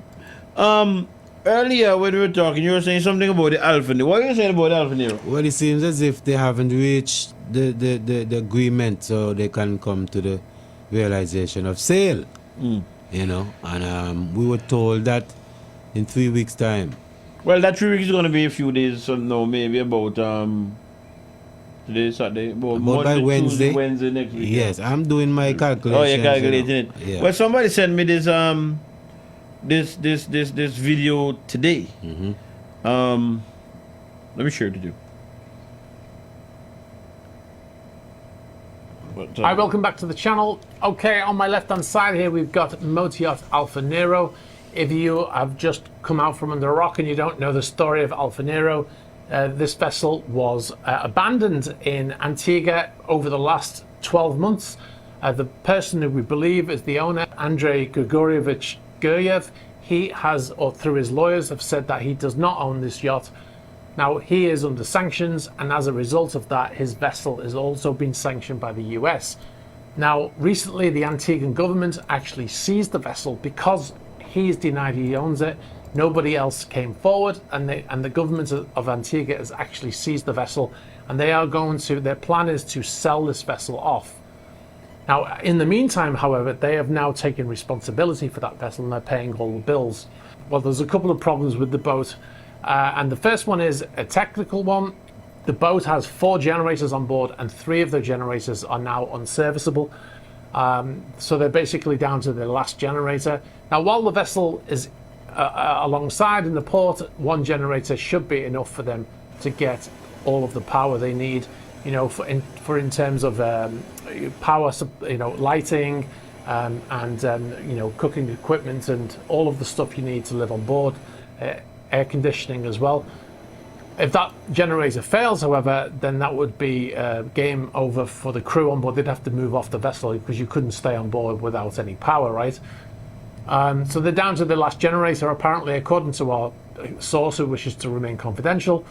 One of the problems is that they can't get parts or any technical assistance for these yachts because of the sanctions. So the companies that would normally supply parts so they can repair. So even the engineers on board, they could probably fix the generators, but they can't get the parts because the companies are not allowed to sell the parts to them.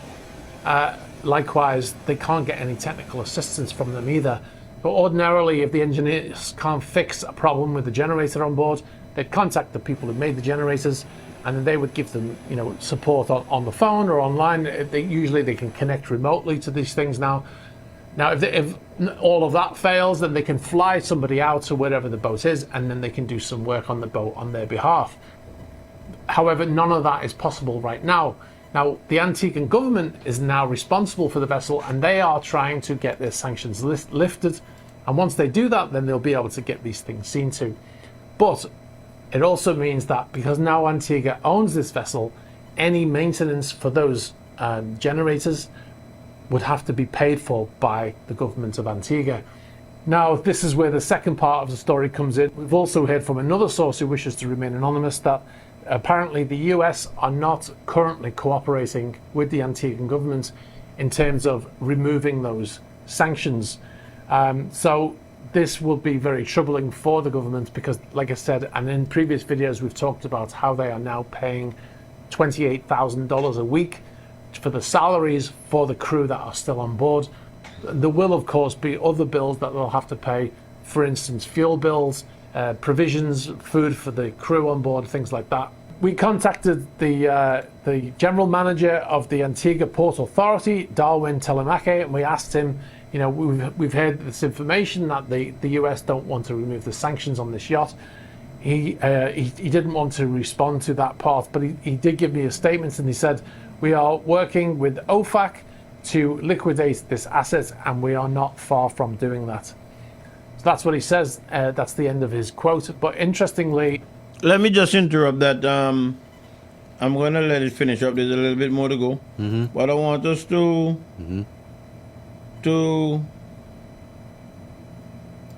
this asset, and we are not far from doing. All right, this is a quote, right? Yes. I have it up here on the screen. You might not be able to see it. I'm going to share the video with you after. Go ahead. He said this is on Darwin Telemake. Somebody should tell it Telemake. Hey, look, you like a lot of things. Like, hold on 1 second here, King. Good night, caller. What am I not doing right? Okay, I see what the problem is. Hello, good night, caller.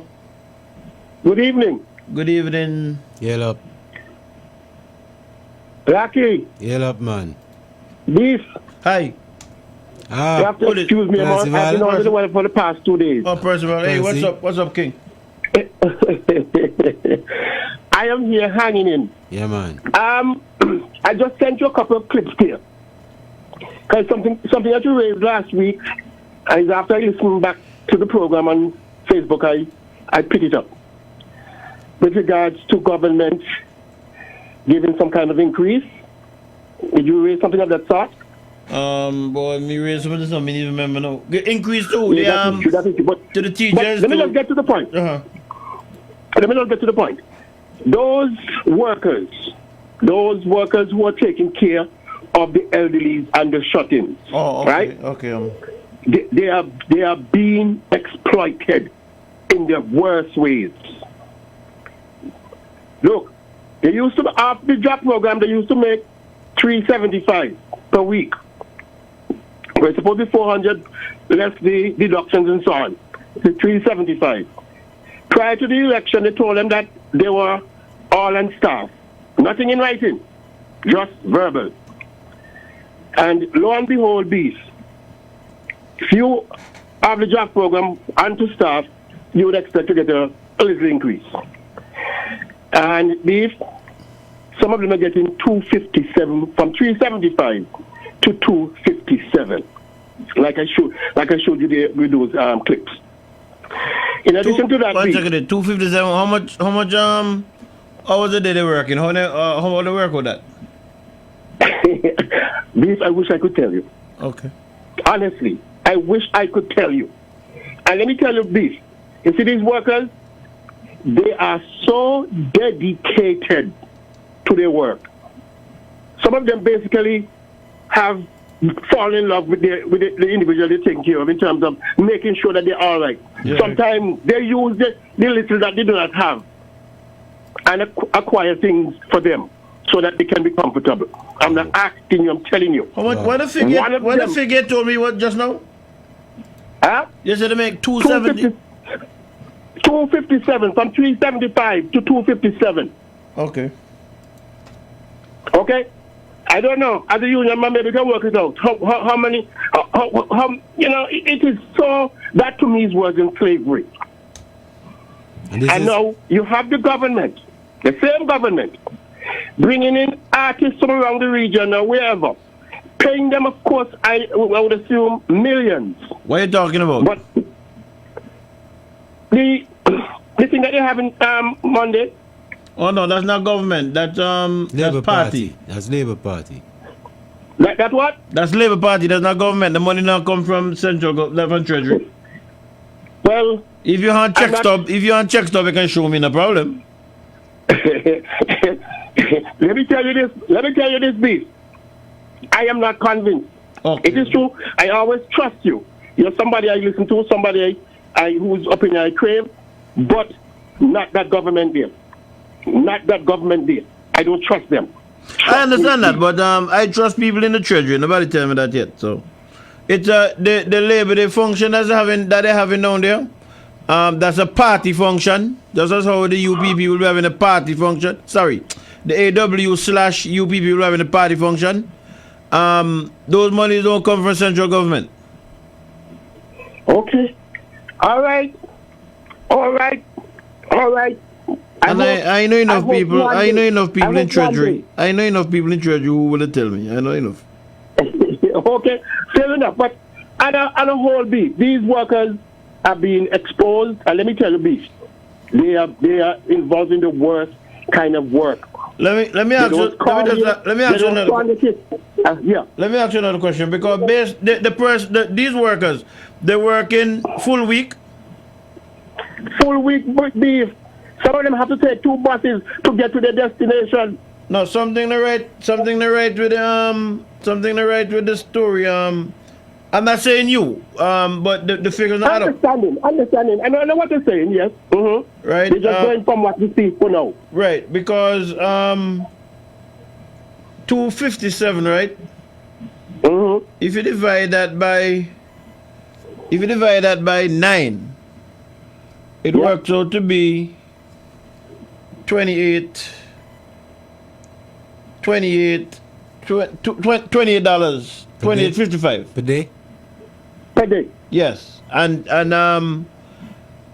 that's at the minimum wage. Well, yes, but that can be a full week. That's about 3 days.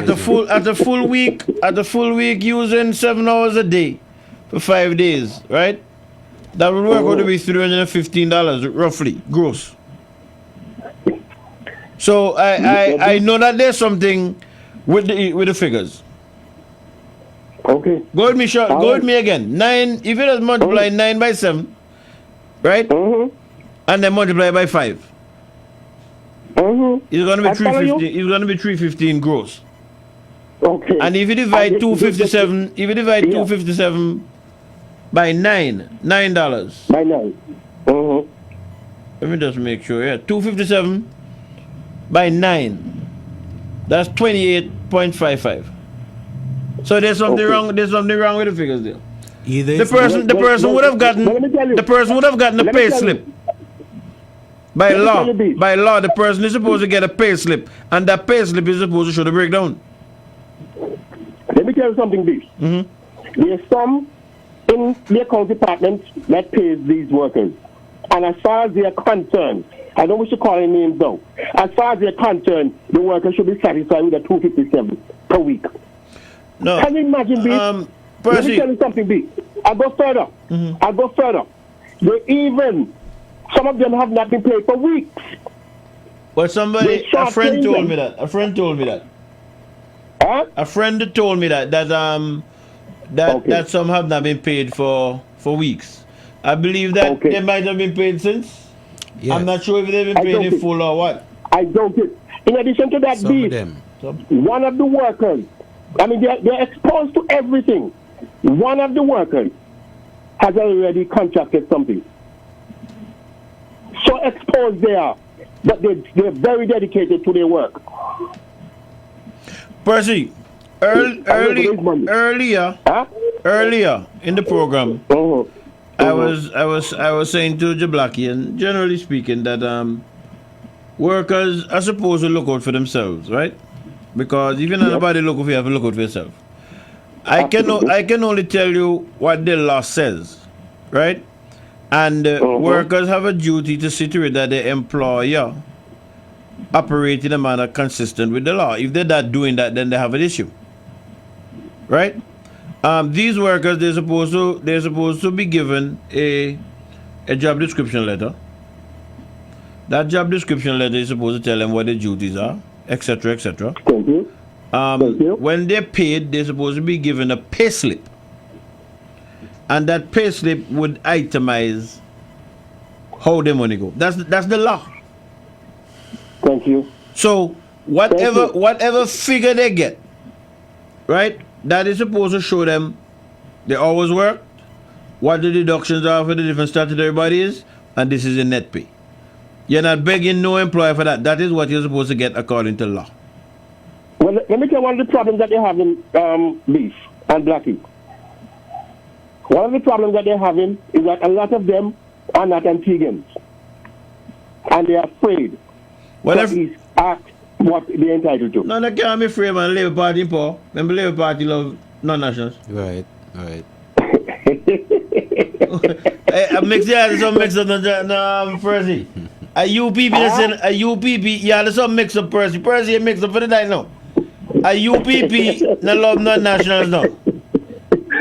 And a Labour in power now. So what you tell me? They can't afraid, they're not supposed to. Well, they're exploiting them. Because I can tell you of one person, she's a Jamaican. She's against the workers asking for what is theirs. Say the last part again. I can tell you of one of them who is a Jamaican. And she is against workers asking for what is theirs. She's against workers? Asking for what they're entitled to. Wow. The person who is the Jamaican is a manager or supervisor or something? No, she's just a regular worker like them. Oh, okay, well, nothing wrong with that.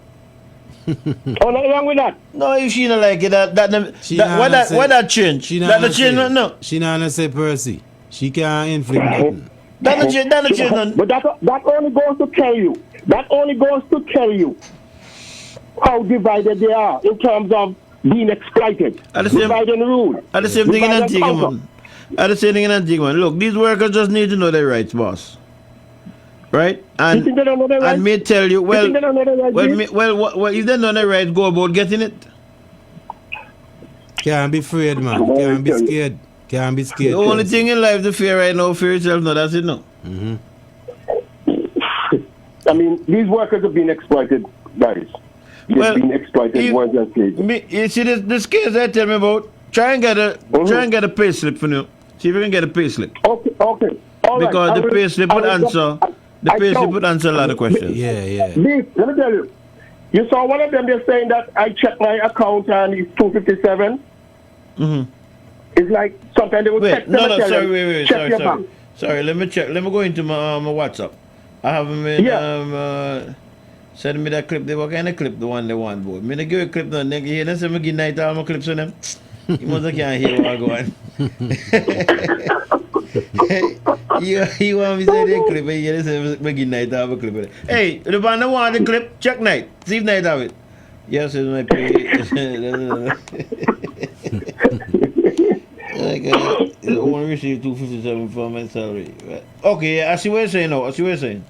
Okay. So sometimes they don't even get a check in their hand. The last time one got a check, I think she was owed about 3 or 4 weeks. And when she got the check, somebody said to her, "You're going back now?" Somebody said to her, "You're going to the bank now?" She said, "No, I have to go look after my client." Can you imagine? Is it the kind of dedication that these people have in them? I know, I understand that. But even though they might be paid via their account, Percival, they're still supposed to get their pay slip. If they, okay, I am going to find out. Me hang on by interaction, and I can tell you they're not going to get it. If they have not been getting it. Well, if they don't get it, call me and tell me where the workplace be, and me will sort that out. Me come right by here and tell it. Well, I can tell you I think it's social transformation now. Samantha is in charge of that department. Well, me can talk to people in the social transformation. Me people in the social transformation. All right, okay. People all over the country. But it is pure exploitation. All right, see if I get a pay slip, because one thing I know, anybody who is paid below the $9 an hour, somebody owe them money. It's a That's number one. It's a violation. But see, the reason why I'm asking you the question, I don't know if they're working 2 days, full week, 3 days. All right. So all of that would impact on the figure. They're working full week. The pay slip will tell how even 4 days or 3 days. Maybe now. Okay. Yeah, I see the WhatsApp they sent me, right? So maybe let me wait until I see the pay slip and then we're gonna go over them. Agreed. Okay. If you see the pay slip. Yes, man. Just find out, and then even if I know, let me know, and then we'll start the part. No problem, guys. Take care, man. Thanks again. Take care and be good. No problem. Yourself too. Give thanks, big brother. All right. Okay. All right, big brother. Bless. I say just not make a joke. Me not make a joke. Any clip you see me play Call Night. You know, say me night all my clip on them. So Call Night and see that. Me even know what clip you're talking. But just Call Night. If you say either say me night all clip, then night or the clip. What do you want me to say? Where was I? Oh, I was with the yacht. Alfa Nero. What did I stop it? Oh, I was telling you, there was a quotation up. We're working with, and this is a quotation there, right? You want to finish it or you want? No, I want to highlight it first. Go ahead. We are working with OFAC, OFAC, Office of Foreign Assets Control, Foreign Assets Control, to liquidate this asset, and we are not far from doing that. Okay. Right? That's the quote. And the gentleman said that Mr. Telemac indicated him. Yes. That led me to go and look up OFAC. Right? Yes. And as a regulatory body. Yes. Where is it? OFAC. Office of Asset Control. Office of Foreign Assets Control. An agency within the U.S. Department of Treasury that administers and enforces U.S. economic and trade sanctions based on U.S. foreign policy and national security goals. OFAC sanctions apply to targeted foreign countries and regimes, terrorists, international narcotics traffickers, those engaged in activities related to proliferation of weapons of mass destruction, and other threats to the national security, foreign policy, or economy of the U.S. OFAC acts under U.S. presidential national emergency powers, as well as authority granted by specific legislation to impose controls on transactions and freeze assets under U.S. jurisdiction. OFAC violations can result in civil and criminal penalties, including imprisonment. Mm-hmm. So I wanted to see exactly who this OFAC is. It operates out of the U.S. Treasury. Yes. Well, my smile when I say that, because somebody said, I remember if Max or somebody say the Treasury and the State Department, No, have nothing to do. That's right. Yes, so I smile myself there. But let me just complete it. I just wanted to highlight that part there. Blessed man. Before we reach the end. So that's what he says. That's the end of his quote. But interestingly, there was no denial of what we said. He didn't say that's not true. So that's very interesting in itself. Like I said, the Antiguan government are unable to sell the yacht until the sanctions are lifted.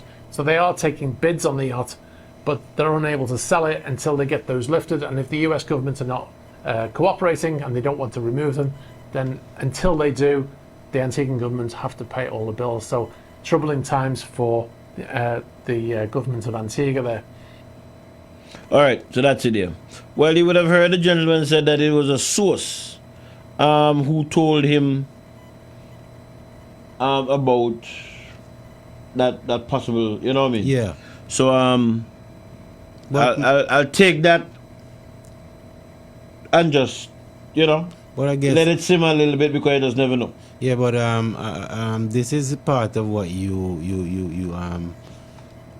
explained earlier on when you said that we're being cheated out for lack of information. Well, I'm gonna come on to that too. I'm gonna come on to that part there too. But I know what you're saying. Yes. But after the person sent me this, I called persons who I believe should know some things. Let me put it that way. And I was told that as far as they're aware, the sale should be completed within a matter of days. So I'm waiting. But the situation seems to be somebody, either his source have it wrong, or somebody didn't have the information. The situation seems to be deteriorating day by day because if I'm correct, the Prime Minister says this vessel it loses value by the day and the hour. Okay, I didn't hear him, so I don't know. 1 second here. Good night, caller. Hey, good night. Good night, B. Blackie, my brother. How you doing, man? Yell up, man. Hey, good night, sir. Yeah, man. Look, I was listening to BBC Steven Tinker last week, something like that. Ukraine want help now. They want aid. The two are in the studio, believe. They don't let the government of Antigua sell that yet. Well, I'll find out too, man. And look, I think that, you then jump the gun and now they put themselves in a problem there. Because then they have to take up all the expense.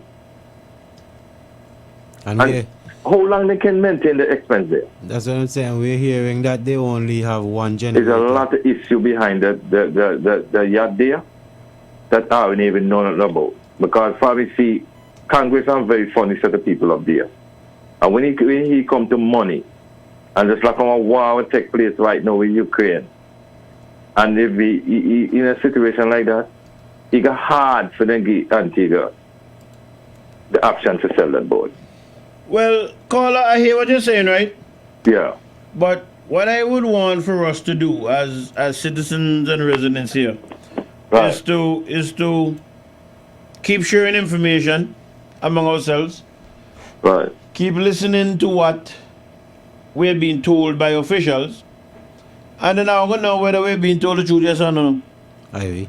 The first step in this matter here is 3 weeks from when they told us that things should happen. That's the first thing. So I'll wait until next week. And then after next week, then I will hear what they said after that. Yes. You follow me? Right. I know people who share the same opinion with you in terms of that the Americans will not allow for monies to be kept in our pockets from the sale. No. I know people share that opinion. We would have heard what the officials have said that the whichever department of government is working along with them in terms of selling the boat. We would have heard that they've had 20 bids. They are doing due diligence. So one is right and one is wrong. So the boat, we'll just have to wait. That's all we have to do. Mm-hmm. Yeah, just have to be patient and hear what they say, and then we get the full truth about that. Yes, okay. Yes, sir. Hey, y'all have a good night, man. Thanks much. Bless up. But me, that Dolphin Area gets allowed again $100 million in our pocket in our next week. By Wednesday. Well, I'll start to hear something by Wednesday. All right. Because, and that's why I'm like Nikki, Nikki, not forget that kind of thing, Nikki follow up that kind of thing. Right now, the restriction 3 questions. So we call that an investigation? Yeah. So but they had a short day last week Thursday, I gathered what I had. I think the Senate was meeting. So I mean, you know how they work out Nikki some kind. I said Nikki asked too much questions. You know what I mean? So I don't really know how I'm going to live with Nikki. You know what I mean? But that's the situation. Yeah, but it's just for us to keep sharing information and listening. Yeah, man. And ask questions. And be aware of what's going on around us. I want you to do that. You're gonna know what's going on. And listen out for the reaction of those in position. What you had told me about the Africans, what was said about the Africans in the latest that I have heard? No, not way ahead. What has been said in the cabinet briefing? Anything was said about the Africans in the cabinet briefing? Nothing was said about the Africans in the cabinet briefing. What? Nothing was said in the... No, I didn't. Let me go and check again, but... something must have been said, man. Something must have been said. Something must have been said in there. Well, I'm going to go and check right now, because not unless I bypassed it. Last Thursday would have been the... 28th. No, yes, the 20th, the 27th. 27th. And I believe the briefing before that would have been either on the 20th or the 21st. I think it was held on a Friday. That's all. Say that again, Beef. The briefing before yesterday. Oh, sorry, before Thursday. Last Thursday. Would have been on the Friday before that or the Thursday before that? The Thursday before that, man. So it would have been the 20th. Yes. Would have been the 20th and then the 27th. All right.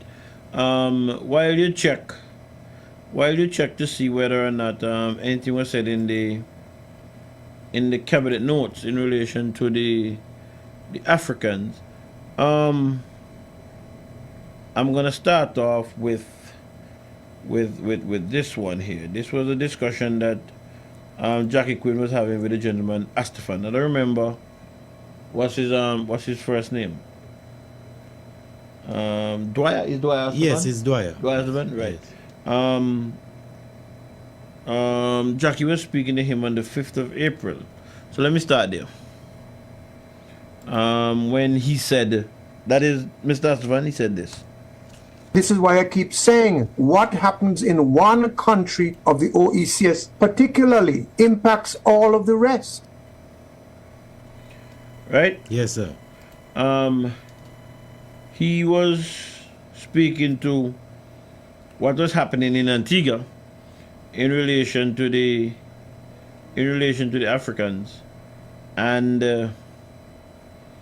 how that would have impacted on the other OECS countries. Territories, yeah. And when he said that, I didn't really give much thought to it. I didn't give much thought to it at all. But then, based on how events are turning out, my mind ran back to that, and I said to myself, well, you know what? Let me start with him, what he would have said there. What's happening in Antigua? Some person might have said, I mean, what going on Antigua, what does that have to do with St. Kitts? But we now know what you have to do with St. Kitts, isn't it? Yeah, man. Right. We see how it works. And Jama Handy, I believe is the name. In the press briefing of the 14th of April, she asked this question of Maxers. What discussions have happened with neighbouring islands about the possibility of migrant boats turning up?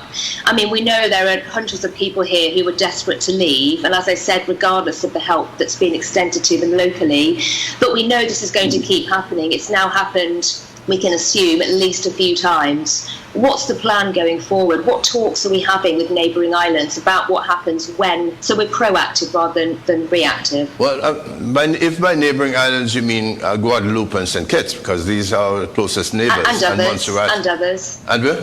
And others as well. And others? Well, yeah. Like I said, we had a meeting of the OECS heads, and it is clear that there is no appetite for establishing the link between West Africa and these OECS countries. OECS would include Grenada, St. Vincent, St. Lucia, St. Kitts and Nevis, Dominica, the the British Virgin Islands, more or less, and Montserrat. And what we are seeing is that there is no appetite for that, if that is what you mean. But I don't think any of them. I don't know that any country would say, we would welcome having boatloads of West Africans coming to our country. I think I could misunderstand your question, but it seems to me that I might think be what you you're did. asking. I was just wondering whether there is some way we can start putting plans of action in place, because obviously illegal migrant boats are going to keep happening. I was wondering about the level of discourse between Antigua and other islands. Obviously they're in place with St Kitts because of what's happened, but I was just trying to find out, what's being done regionally to address this issue, given the fact there are hundreds of people here who clearly didn't want to be here and don't want to stay, regardless of how nice it is here. But am I making myself clear? The IOM UNHCR report does not come to the same conclusion that you just aired. It is very clear that many want to stay in Antigua now. They don't wish to return to any of the West African states from which they came. They want to build a life here in Antigua and Barbuda. And as has been the case in Antigua for decades now, we have welcomed migrants from all parts of the world. And Antigua and Barbuda is one of the most cosmopolitan of the Caribbean countries, and that's because we have been welcoming people from all over long before our CIP program emerged. All right, so after that whole long confusion and Max don't understand what the girl is saying, sorry, what Miss Handy, Jamandi was saying. Yes. Simple question.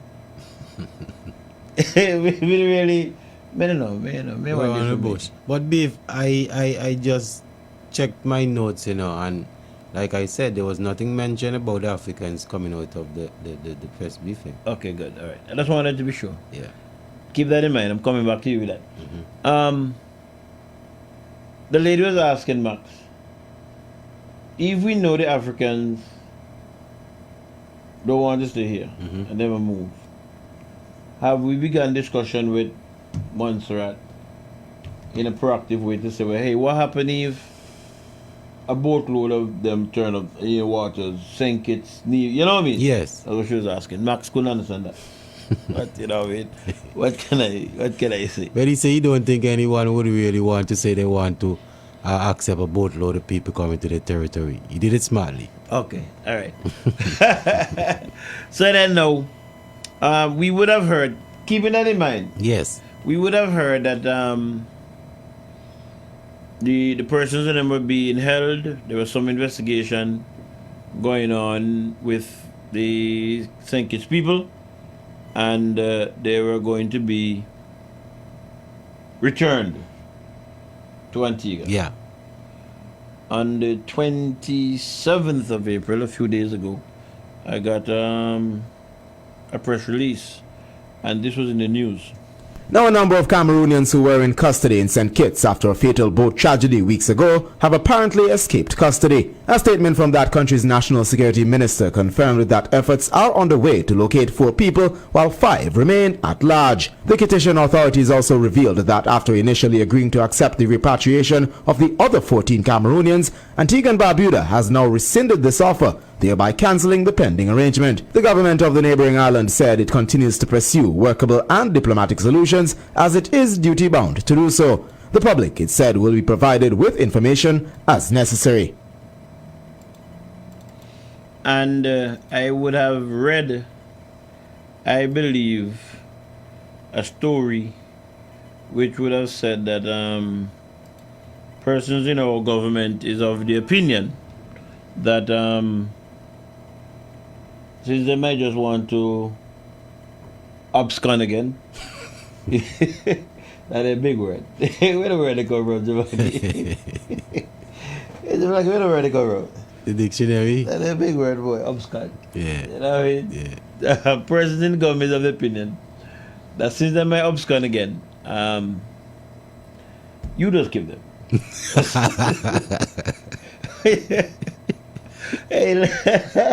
Hey, look. What happened? No, so no more repatriation.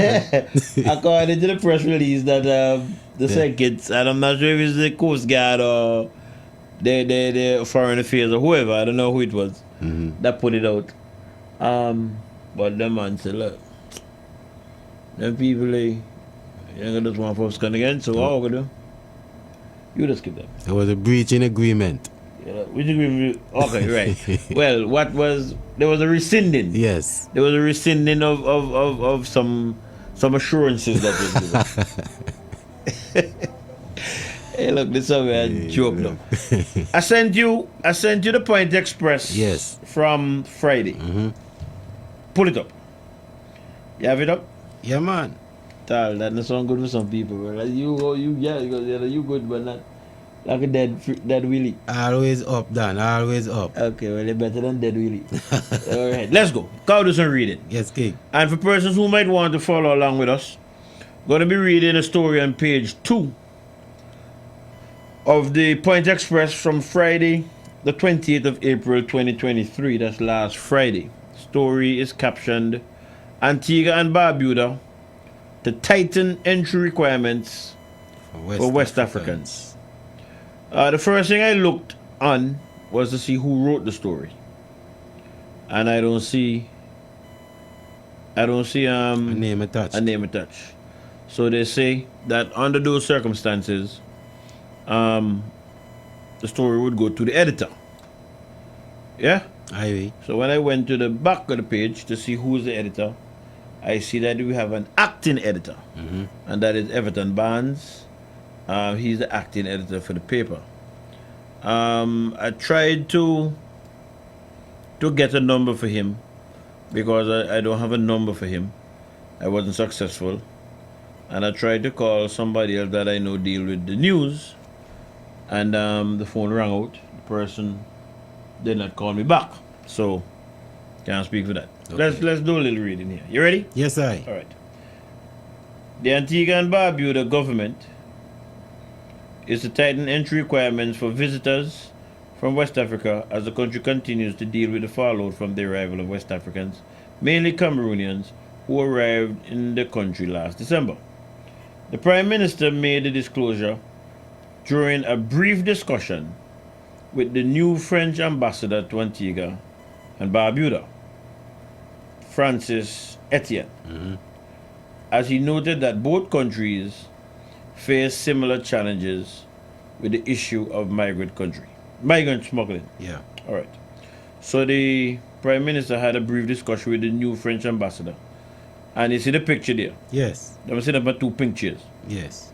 At least they look pink to me. Pink them. So I'm assuming that he had a meeting. The meeting was in Antigua. Yeah? Now, no date or nothing was given as to when the meeting took place. The coat of arms is in the background. Yes. Okay, good.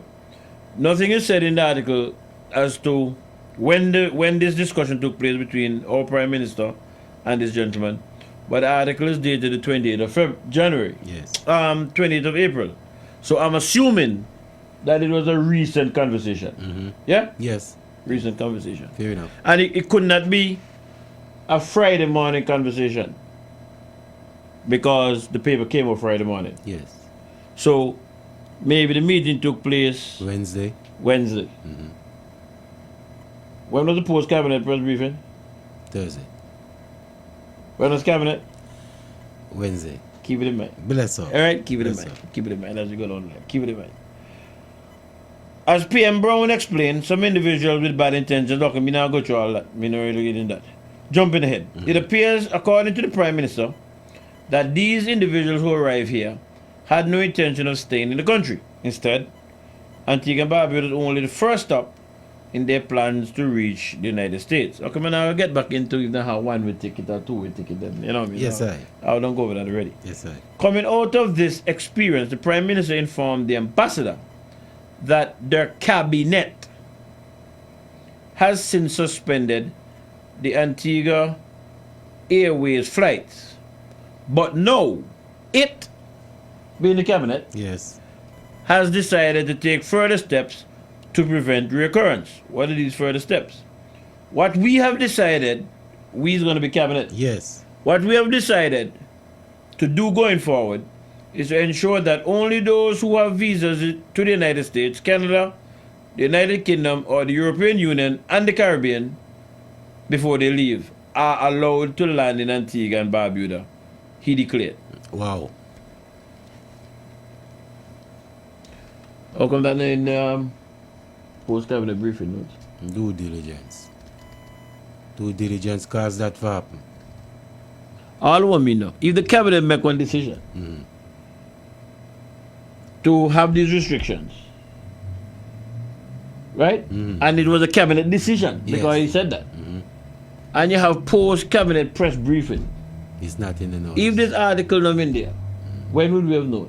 A part of unfairly departing the information.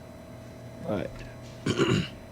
So we tell you earlier, it might just become an exercise being a joke now. Yes, King. Because nobody can tell me. Oh, sorry, not tell me. They can tell me anything. Nobody can convince me that the African situation is not important enough that this information will be passed on to the public as a decision cabinet would have taken. Agreed. Continuing. He added that the new measures are discriminatory but an unfortunate outcome to what the government had hoped to be genuine outreach to establish a closer links between countries of Africa and the Caribbean. Based on what happened here, which we never anticipated, was one of the unintended consequences. We never anticipated. When I play a clip where the Prime Minister said that then not people smuggle out Africa then? Yeah, man. So okay, I can't anticipate that. That's when I said, when me pan this radio and me hear certain people calling, we start to keep my hand over the dumb button. Right. So how do you not anticipate that if you have knowledge that this is the practice coming out of that region? It wasn't anticipated that Real Talk would anticipate this. Hey, the Blackie, you get better every week now. You don't get better every week, the Blackie. Give thanks, man. We recognize now that we cannot run the risk of having them opportunistically jump on a plane and come to Antigua and Barbuda. You know, run from mind, I'm read about there. Go ahead. We recognize now that it reminds me of Lester Bird say that they're going to calculate their risk. But think if that was with the Asian village land. Bless up. Think that when that was. Because it's only now we're recognizing it. Yes. After the fact. Only now recognizing it. After the fact. That unfortunately is where good intentions were exploited by these individuals, he remarked. Prime Minister Brown has also signaled his intention not to accept the migrants who left the country in a small vessel in the hope of reaching the United States via the U.S. Virgin Islands. Right? Yes, I. And he asked the French ambassador if his government will give consideration to assisting the government in this regard. Now, this is the reason why I wanted to speak to Everton. Because me confused.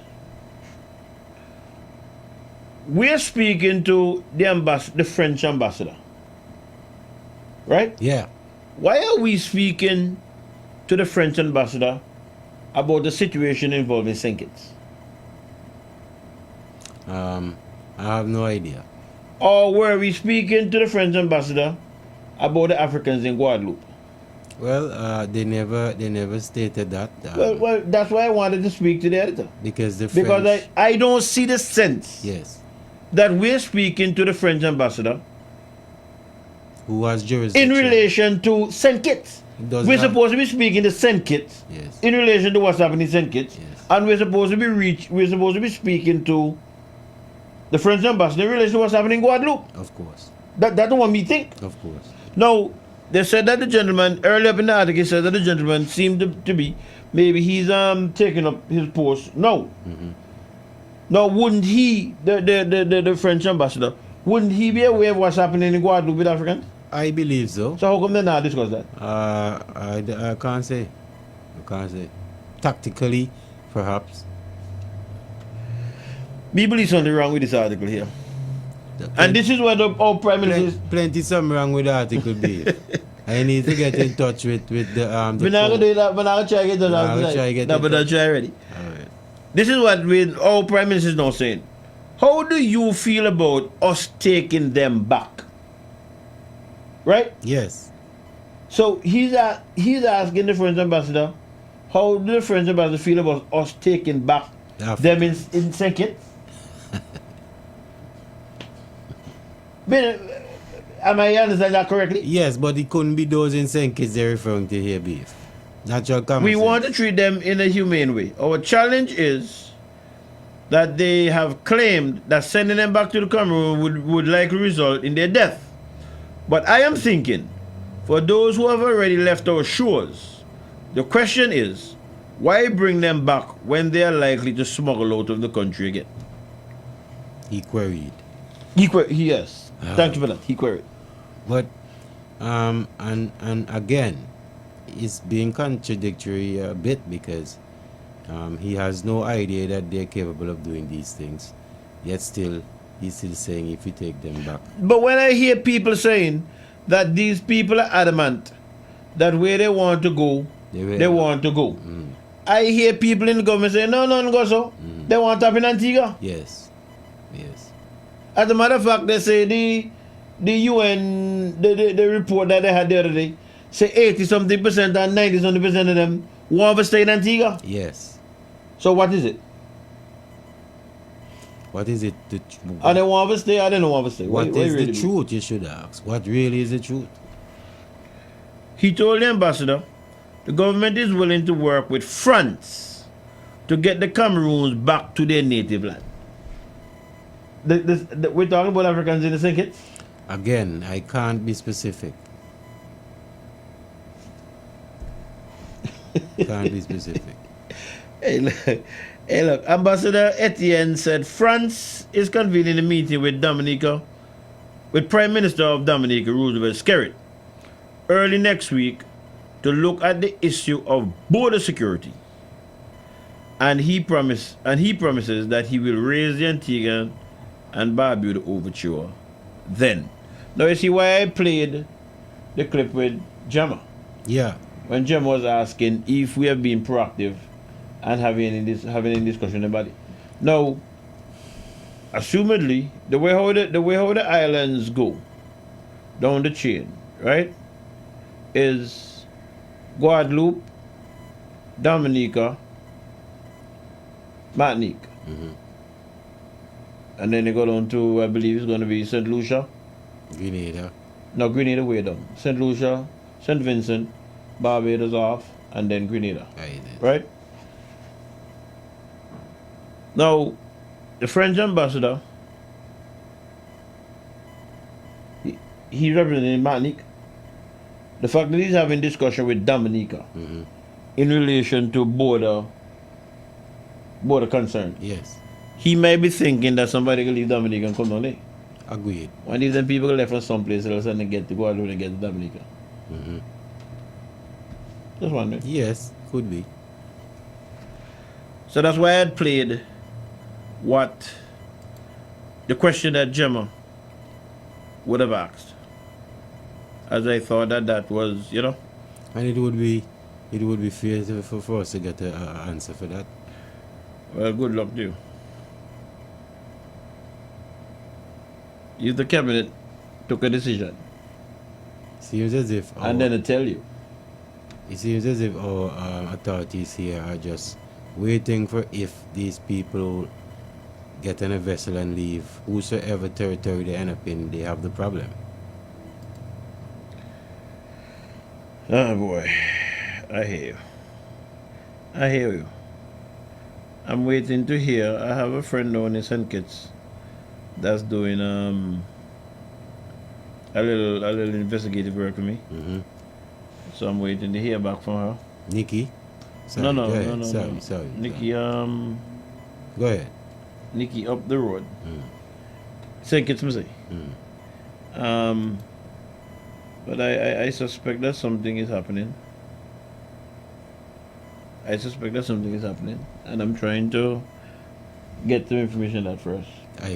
Because I haven't heard nothing as yet in our media as to what is playing out in St. Kitts in relation to our government having rescinded its agreement. It's agreement or offer or proposal, whatever it is.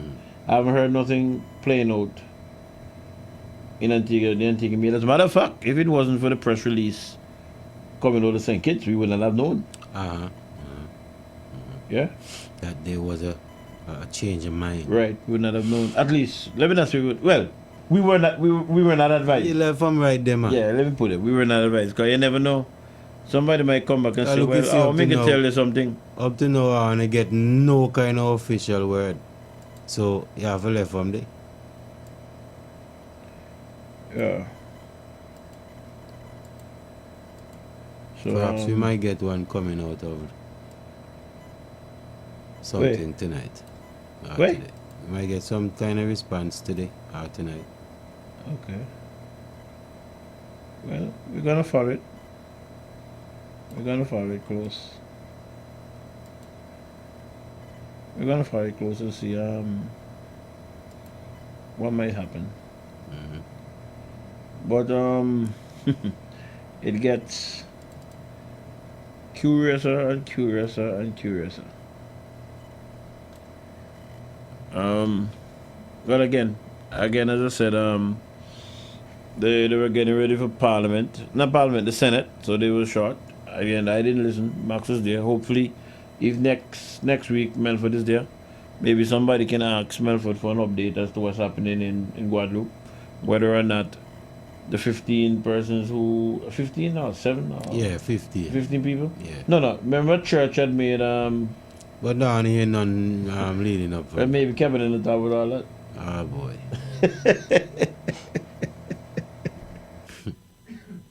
Hey? Is you Blackie? Well, I need some information, man. Too much questions without answers, you know. Maybe Kevin in the top with that. But then again, I can't even know say maybe Kevin in the top with that. Because maybe Kevin in talk about it, but then they tell how. The same thing you just say. I can't believe it. And I'm going to go and read what the man said. And I'm going to read the article. Hey. You see? That's how it is to gather intelligence, right? They gather intelligence from many different sources. Blessed. Good night, caller. Hello. Yeah. Good night, caller. You know, I don't think government should get involved with no kind of airline business and then kind of something. We think them all in something to the private. Certain business to the private. It should like the American government run everything private, so when they got over 10,000 Antiguans come in America illegally, you can't really blame the government. Yeah. Hello? Yeah, we listen. Yeah, but then that McCarver. Okay. If somebody register, move out of constituency for more than 5 years, and they're still ready, and they're still ready to say in another constituency, shouldn't they get the transfer? First thing, kind of get you from the background noise, but I hear too good.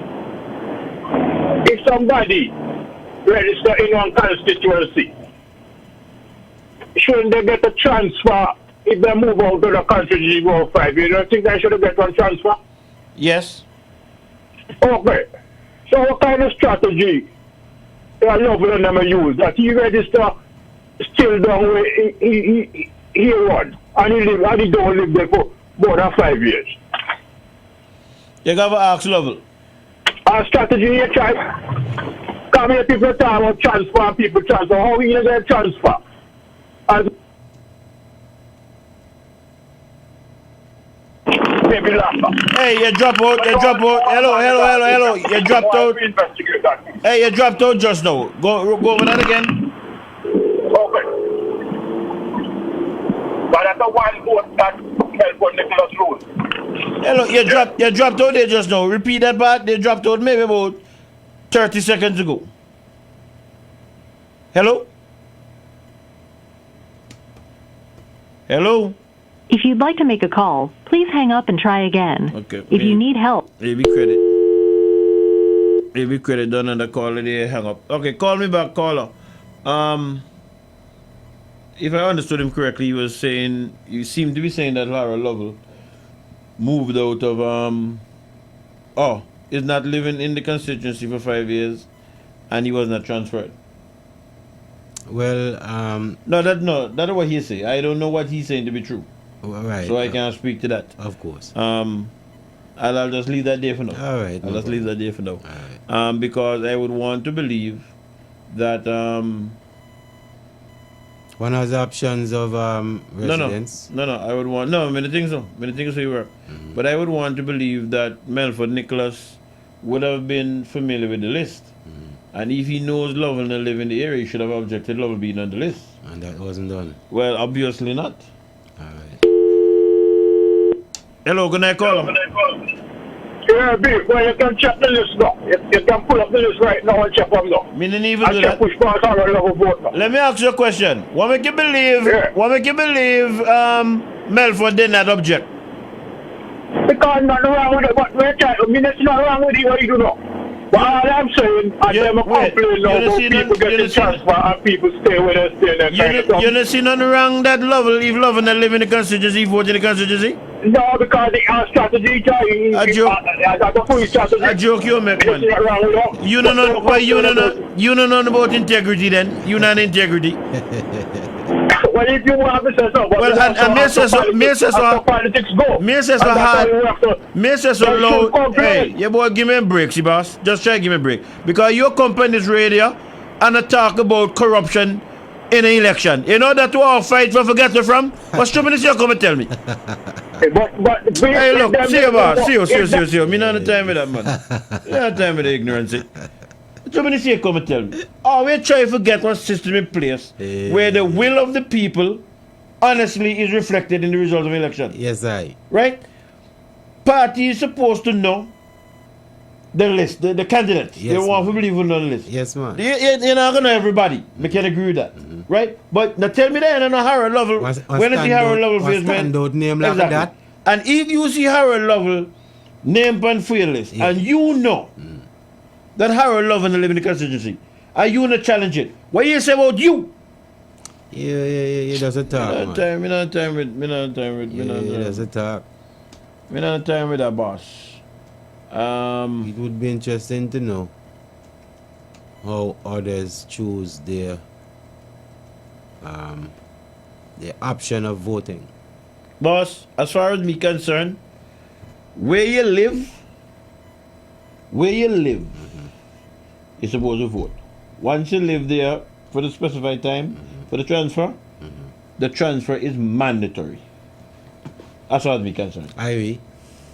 You know what I'm saying? Yes, man. And you can't live at two places. Me hear politicians in this country leading up to the general election saying that they would have to make choices. They would have to make a choice because they have different residents. I heard something, I'm directly, so I'm not get into that because I like for playing back what I say. When I cut it up as yet, you know? In terms of isolate the parts. So you never hear what me just said a while? You never hear nobody? No. Okay. No, I didn't. I haven't. But one thing I know for sure, you can live two places. You know what? Go ahead. And according to the law, the one we're living, that we're supposed to register. So we have some people who say, me want to vote for Jablaki, so even though I live there Yorks, but now I'm moving something from where Jackie did, that don't know what the law. That's a violation. You know what I'm saying? And we should be wary of trying to get back to an era that we fought so hard to move from, where we have credible elections. Like Dominique and so? Oh, Dominique nearly 40 years behind now. When it comes to electoral reform. Nearly 40 years behind now. I'm not exaggerating, I'm serious. 40 years behind now. I tell you, boy. And then people come and advocate that kind of stupidity. Where we see weakness in the system, I was supposed to plug the hole. Strengthen it, man. Allow no loophole if nobody do not. And if people know me talk, I want to just continue to suspect. But I hear them say all kind of something, but I'm not saying none yet. Because I want to listen to them 10 times and then draw my conclusion based on what I'm saying. But so far, what me hear, right? If you tell that to a kindergarten child, you're not going to fool the child. Yes, I am. So far, what me hear. You know what I mean? So, that will make leave that there for now. Let me take a quick break. When we come back, let's see what the rest of the night bring forth. You're listening to 97.1 ZDK Liberty Radio. Stay tuned. We'll be right back.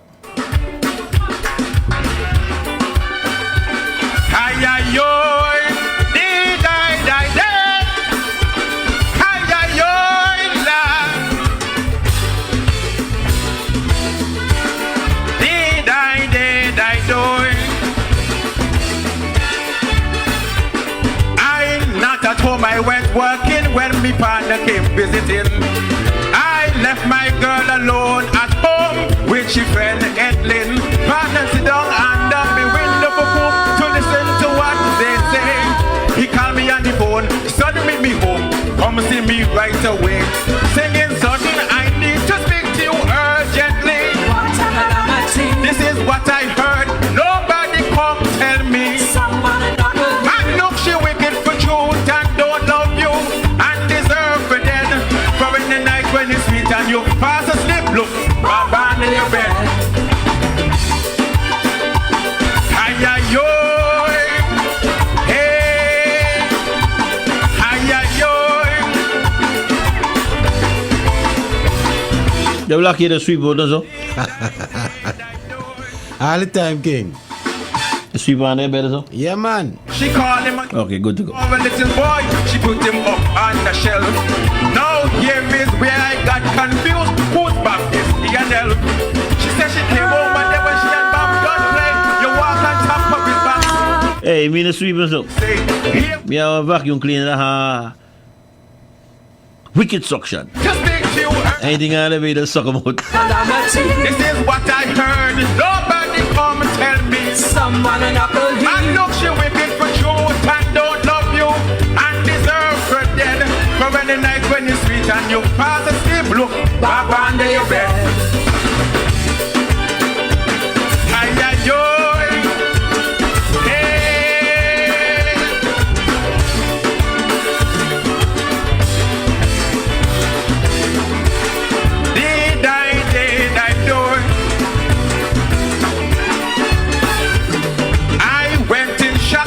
When flop, the skin gets spiky like tan.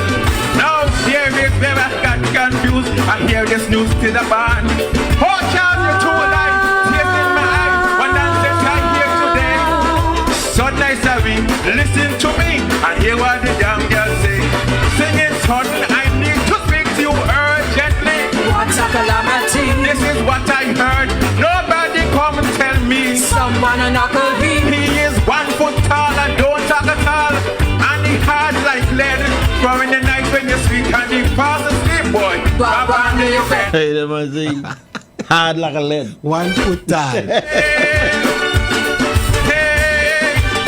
What a thing. 1 foot tall, boy. Hey, how much inches in 1 foot? Boy, no. You have an inch wide pipe with that. At 12 inches? Tall. Oh, 12 inches, what's it? What 12 inches make 1 foot? Yes, I want to see if it. So 12 inches be? Yeah. 12 inches sound better than 1 foot. Yeah. You do. Got you there, then when I hide off me bed. What the thing? Next time. Now I understand. Bobby's not a man, he's a battery operated boy. Charlo, I need to speak to you urgently. What's a calamity? This is what I heard. Nobody come tell me. Look, I see for myself. Ask no one else when I catch Bob, she nearly dead. For when the night when you sleep and I pass asleep, boy. Baba under your bed. Hi-ya-yo. Good night, ladies and gentlemen.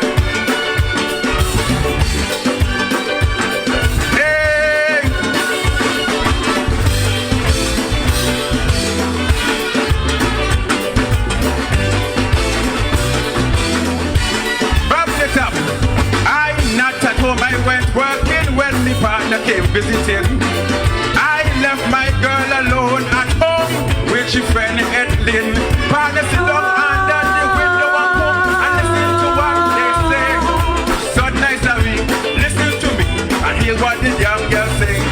Singing something, I need to speak to you urgently. What's a calamity? This is what I heard. Nobody come tell me. Hey, she wicked for true and don't love you and deserve for dead. For the night when you sleep and it's fast asleep, Baba under your bed. Hiya, yo, good night.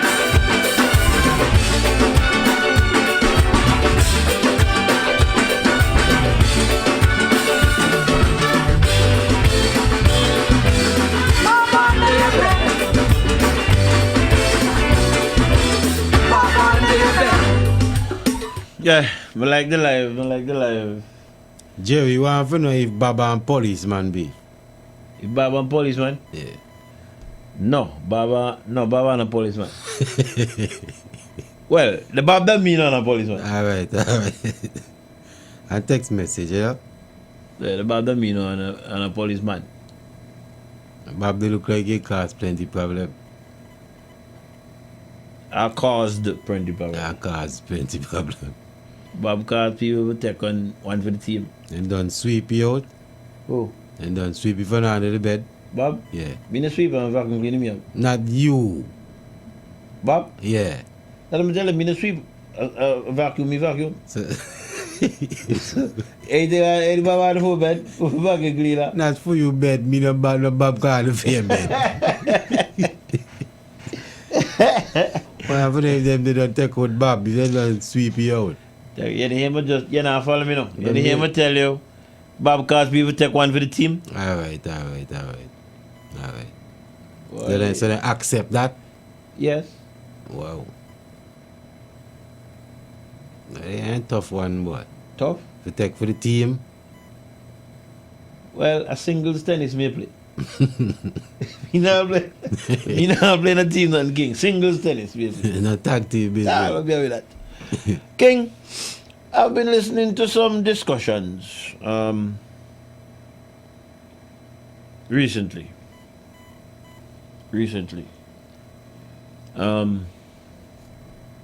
After the election was on the 18th of January, yeah? Yeah, man. And I heard a discussion on radio the following Saturday. The Saturday after the election. Mm-hmm. I heard a discussion on the radio. And as a matter of fact, that prompted me to make the first live as I was building a Real Talk page. Yeah. That prompted me to make to do my first live. Because as a matter of fact, on the live I said that some persons needed to grow some balls. Aye. You know? Because I don't know that if I have something to say, that I'm going to wait until when the election finish, right? Mm-hmm. To say what I have to say. I don't know. Yeah, man. If I have something to say, no, I have something to say. Yeah, no. man. Yeah, man. You know what I mean? Yes, I. So that had prompted me with that, you know. Anyway, I'm going to play some excerpts coming out of that discussion that I would have heard on the 21st. Let's start from there. These are some excerpts of the conversation. I have the entire recording, but these are some excerpts that came from that confirmation. From that discussion, sorry. King, where I sit, well, I'm not there now because after Parliament was dissolved, no statutory body have any position. That's right. So guess what? I'm speaking as Luther Lee right now. That's right. Not even chairman of Pine FM. Yeah. Luther Logan Lee. That's right. King, APU set up for Leopard to lose. Ellsworth Martin is the head of it. Yeah. And I can call his name. Right. King, they could boast and put it on the billboards. Water. King, you know the kind of money the government spent to get the water problem solved. And they were certain he couldn't have, guess what?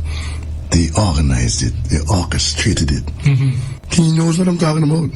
He know what he did. I can call the name, man. Can Chet call him out? Sorry, should not say Chet. The Honorable Minister called him out, King. Yes. And he didn't call any name, and he done run and call. But guess what? Who run and call? King, Jiggy Popo. Jiggy Popo, okay. King, think about me and them, right? I know they don't love me. And I'm not looking for love for them, but guess what? I love them. Yeah. But I know what they did, I'm calling them out. Yes. APA, headed by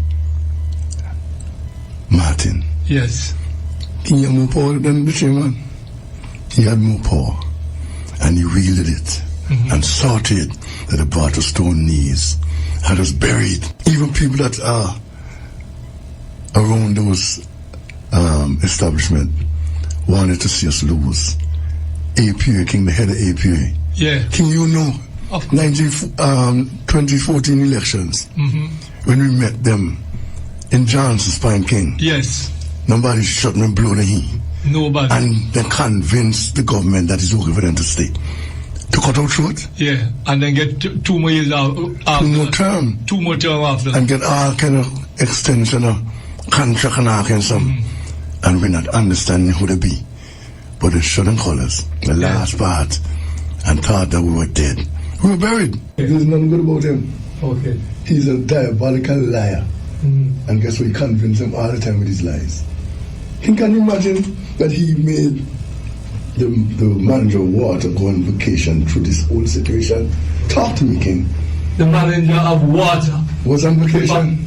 Was on vacation from when? When? King, me for me. Was he arguing the ordeal? King, nobody should be on vacation in that department with what we're going through the water. Not the head. The soul.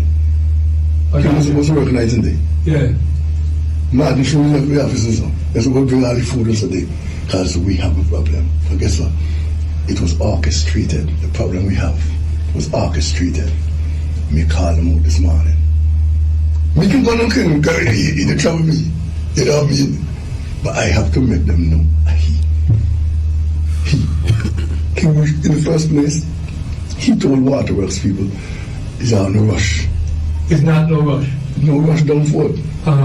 Waterworks wanted to come in and get that done expeditiously. And tell him, no, it's all right. King, the plant could have been done at the port and would have been finished some 2 years ago. King, we have a lot to say. And I'm going to say it. I'm only holding my tongue because I am a party man. I'm a loyalist. Right. But guess what? These guys were left in the system, and look what happened. Look what happened to him. Yeah. We're ready for all them. Ready for them. Because they're the ones that caused us to be in this situation. Right. Edward Martin, as the general manager. I mean, one if I try to call out anybody else before he did. And the call me took him because they said, me a chairman. Right. You know what I mean? Okay. But he had the control. He blind off the minister. But now the real king. Robin? Yeah. He did what he wanted to do. And he got through. He got through. Yes, I am. All right, so that was on the 21st of January. Good night, caller. Hey, Beef and Blackie. Yes, I. Listen, my brother. But just open the pipe because no water come to the pipe now. What area? The water come, you understand what I'm saying? What area that? So, I don't know what they're really chatting saying or no. They need to get their act together. They can't even provide liquor water for people. Come on, man. They have to get real in this country now. Well, can you tell me? You just put our water for about 3-4 hours and then lock out the pipe? Are the APA the problem? No, APA is not the problem. Then is the problem. Hey, thanks for playing that, my brother. Bless. Yes, I. You know what tell where you call from? Well, yeah.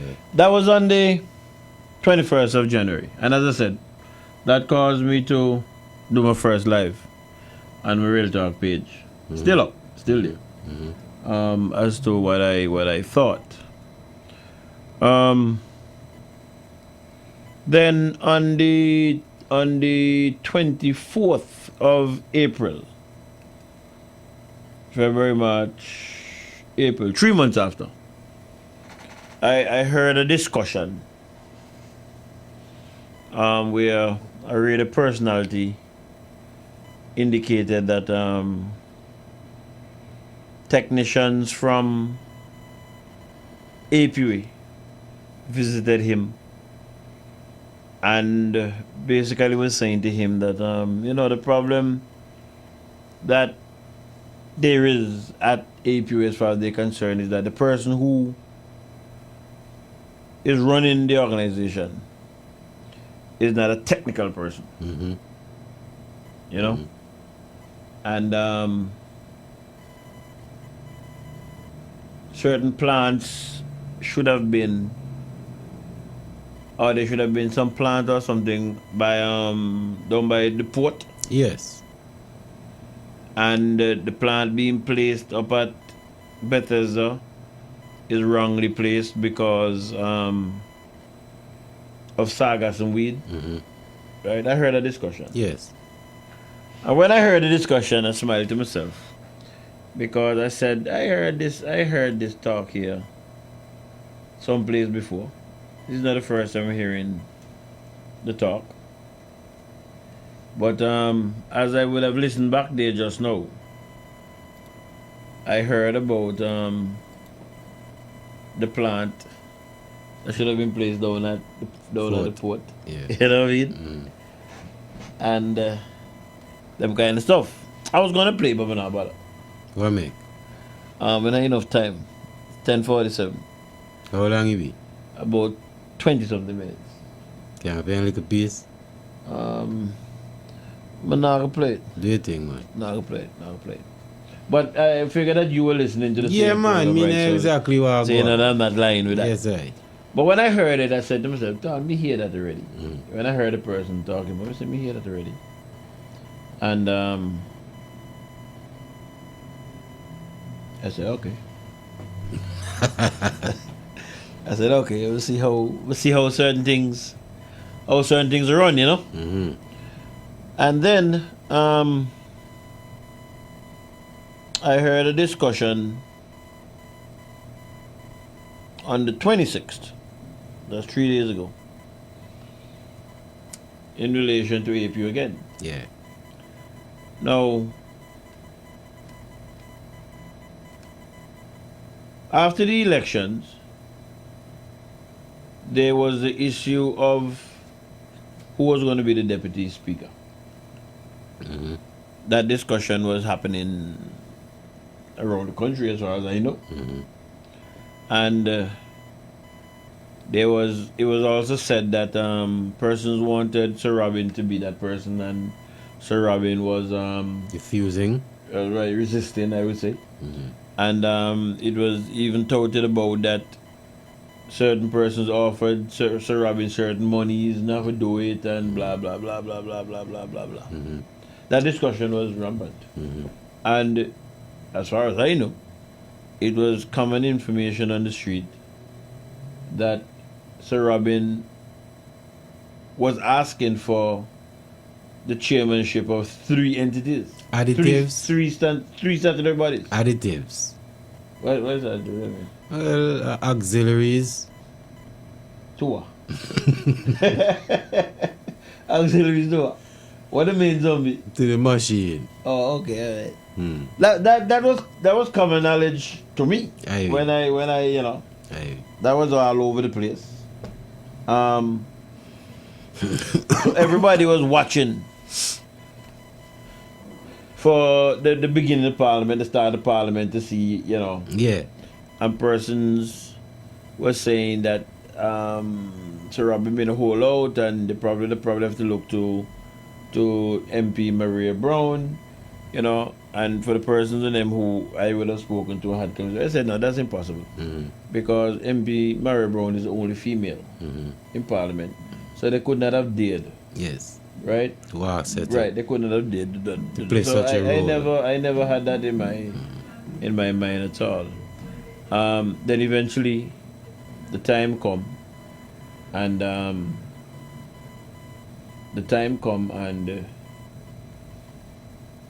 We saw the results. The gentleman came to Parliament, he was sworn in as a deputy, etc.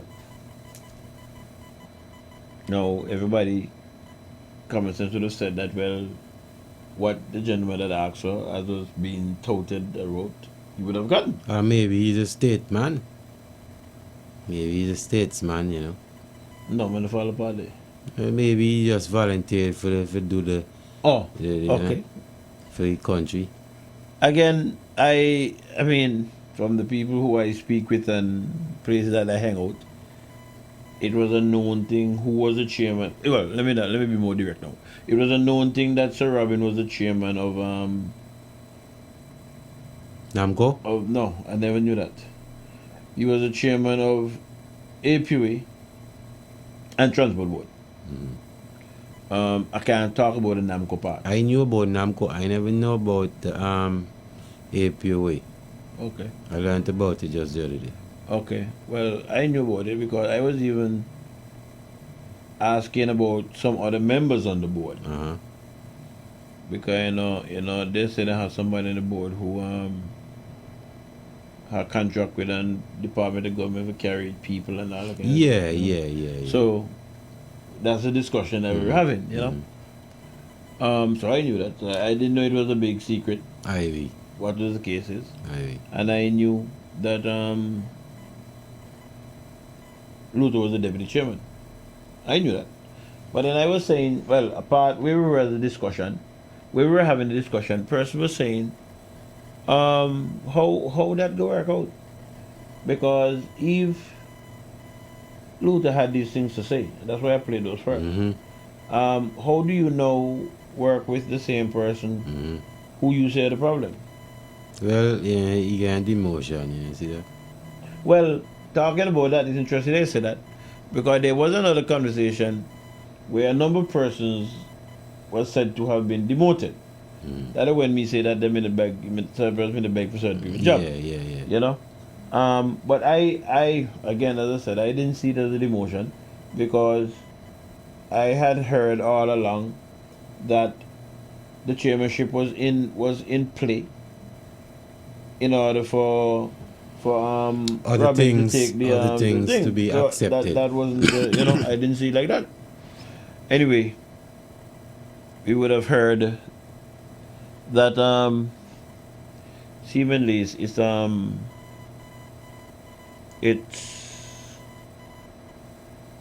do I put that? Seemingly the information has come to light now, and persons believe that the Prime Minister might have been put in an awkward position, and that part may not really get into. That's another discussion for another day. But I'm waiting to see if the challenge I was put forward to Luther Lee. I don't want to cut it short, but me not accept that we no awkward position and so on. Anyway, go ahead. Go ahead, man. Yeah. Ask a bit, but why do you have to say? Go ahead, because I don't want to prolong that. So, me listen. Okay. Go ahead. Yeah. I'm waiting to see if Luther Lee say want the deputy chairman. No, you still look for hear that? Yeah, man. You know hear, you know see what go on? Me will never bet it not gonna happen. But me wait to see. Yeah, that's it. Yes, sir. Me will never bet it's not gonna happen. But me wait to see. Because if it was going to happen, it would not have been accepted. And that they try to show you. That's what I'm saying. And I'm look position back now. But you see, we have to watch the games that are being played. You know? And how... And the participants? Pieces are being moved. The participants as well, you know. In the game. I hear you. I'm not gonna argue that. I hear you. But we don't see them do too much things to know who get this and who get that, and who have guts and who are balls and who not balls. Right? Because firstly, I mean, I said it was excerpts that we played. There were parts that were said that when matters were being dealt with in relation to APUA at cabinet level, he as chairman was not invited. Yes, I heard those. I heard that. Right? I heard just now one of the thing that played it just now, where he said that what's his name? Sir Robin was duped, if you want to call it that. And I'm saying, okay, so if Sir Robin is duped, what about the cabinet? I'm to the board. Right? I'm to the board. Well, he say he be a party man. No, not party man. What the term he use? He's, That is it, man. a That party is man, it. That is it. Okay, let me say the next word he use. That is it. Okay. So, that is why I was saying, why open him out now? Maybe I missed something. Okay, maybe. Maybe. We must find out what the difference between the chairman's salary, the chairman's stipend and the deputy chairman's stipend. Yeah, that ain't good. And good homework. We find out that. That is we find out. We find out that over the weekend. So I can report that next week? I'm going to show me a report. Aye. If he me want to be like the cabinet, me tell I what we want to tell I. Well, at least you can tell me. Well, that's true too, but I think want to be like the cabinet. The guy look like this, some people in the cabinet, they don't want to go in the cabinet now. He looks so. He looks like it. And keep certain things to themselves. He looks so. He's beginning to look like that. You know? But somebody asked me about it, and I said to the person, I'm not really too interested in it, to be honest with you. Aye. But the person say, oh, you want to talk about this and I want to talk about that. I said, okay, I'll touch it. You know? But it really doesn't interest me, because I'm disappointed in people who can't stand up for principle. They don't really impress me. Well, for me to get 2 cents to that, is that I would have heard a really personality beating members of the other side for having individuals rotating and enjoying financial sweets, so to speak. Having individual rotated? Yeah. Over in the barbecue, they may talk about, man. Okay. You know? And then when we would have heard, all this gravy that would have placed on the plate of that individual for him to, accept certain things that was asked of him. It's just a shame. And then the same people say they love Antigua so much and Antigua first, and so it kind of frustrating and baffling,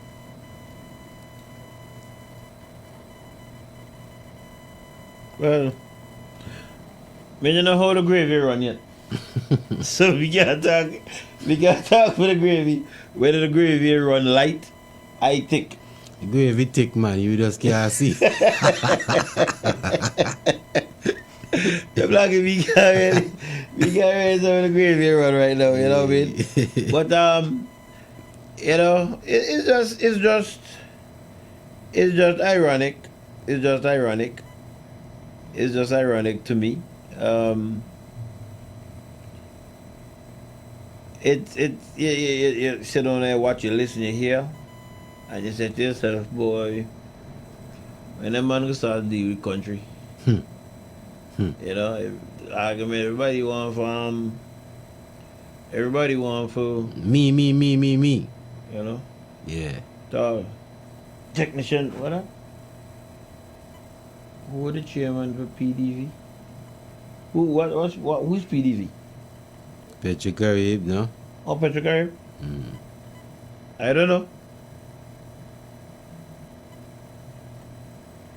Okay. Well, I'll ask a question about that tomorrow. I don't know. I never hear the information they disclose, really. Okay.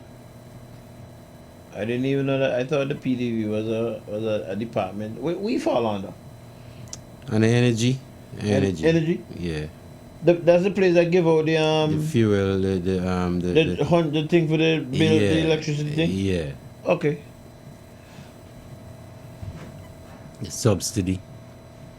Oh? Okay. That type of name, but me not call a name. You have to verify that first. Okay. That's true? Oh, why the world it's all. So he in there too? That? No, this name is a female name. Oh, okay. We can't see over the counter, so. I know that. I'm going to leave it up until when I was done. I'm going to leave it up so you can see who them say. Yes, sir. I don't know if it's true or not, but I'm going to do a little research and make sure that such is the case. I don't know. Yeah, but let's wait and see. Fair enough, King. Let's wait and see what's going to happen. What happens if people are going to get the good souls and say, look, man, me don't really want... Me say that this man, yeah,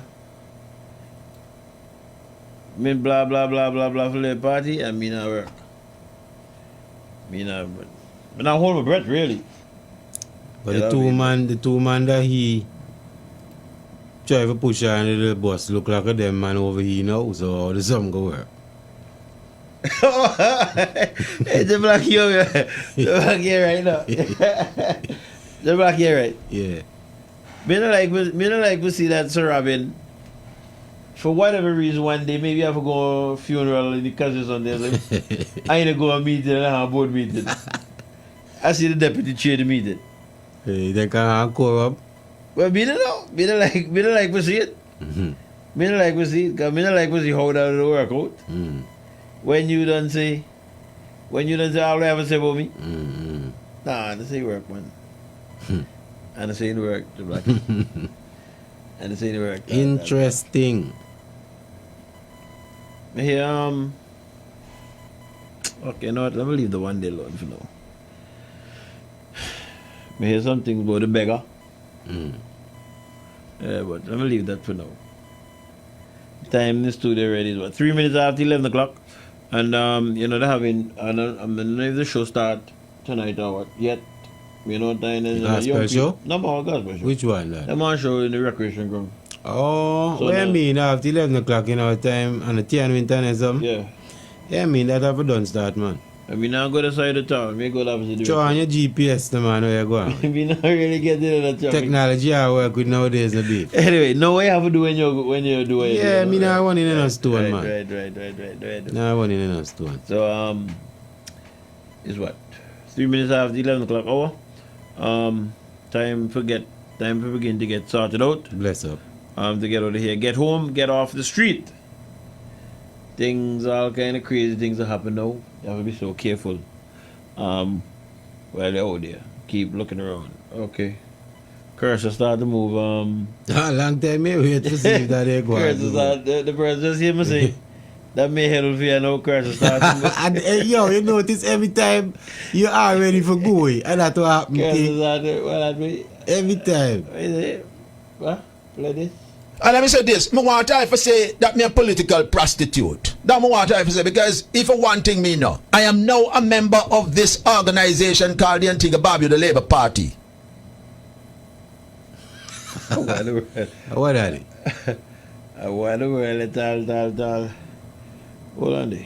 How we go? Where that? We got? Come back here. And let me say this, I want to say that me a political prostitute. This, I want to say that me a political prostitute. I want to say that me a political prostitute. I want to say that me a political prostitute. That I want to say, because if one thing me know, I am now a member of this organization called the Antigua Barbuda Labour Party. What are they? What is that? What a joke. They say I have to sell something for give a prostitute, you know. You have to sell something. So exchange have to go on. From next week, I'm going to change on how this computing network. We can't really understand that. When I want more pop-ups? No, we can't deal with them someday. Some of them, to me, not necessary, you know. You know what make you... Hold on, wait, so necessary to me. And then paint a picture. Yeah, send a message. And let me say this, I want to say that me a political prostitute. What?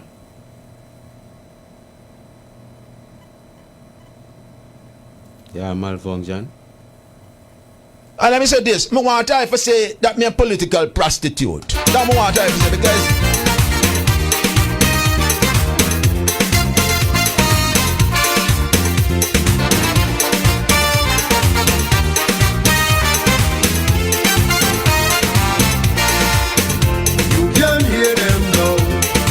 bad talking. Same look, shorty backsliding. He became a Christian. Hey, time for me to get out of here, boss. Now we gone back to sick. Can't take no more of that. They were taught to believe Calypso is a bad thing. Country jazz and soul were God given. Other people's culture they appreciate him. Why their own they degrade him? Nothing wrong with the music. The rhythm and the melody. And it's part of our culture. Time to say that me a political prostitute. To me. Before you criticize what you don't understand, remember music is a gift from God to man. So the only thing wrong with any song I say is the message that the words convey. Hey, final words, Blackie. Yes, King. Give thanks, my brother. It's always been a privilege, you know what I mean? Yeah, man. Come and share the truth to the war going on in the country. Through real talk. Hey, me no call me no political person, right? Me not play the game the way I No, you the guilty then something, man. I don't have the education. Oh, yes. But singing Calypso is God's gift to me. So don't you criticize my action. Hey, thanks, Blackie, for coming in tonight. Bless up, man.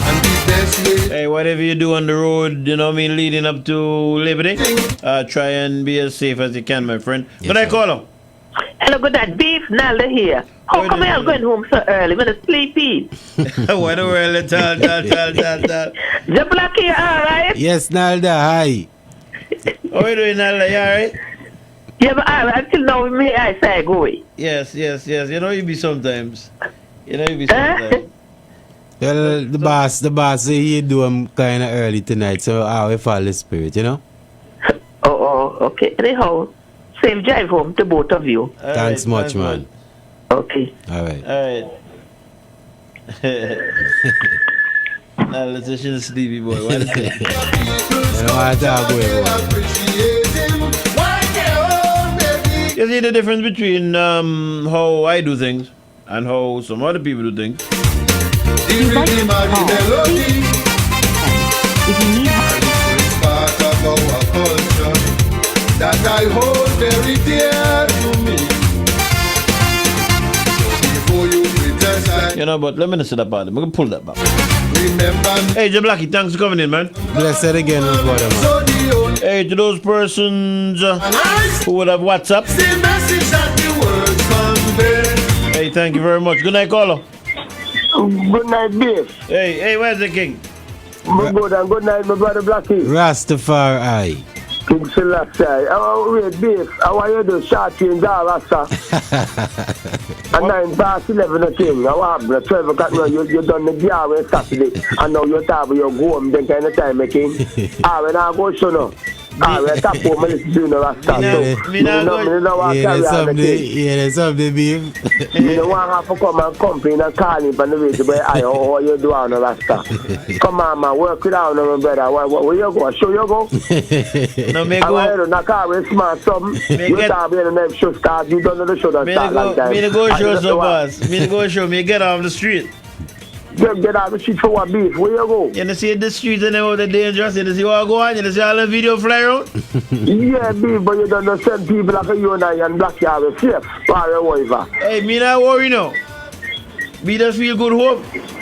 Boy, me no Rasta, me no love where I do all, kid. You treat the people bad. This Saturday is good Saturday night, Rasta. You treat the people bad. I apologize.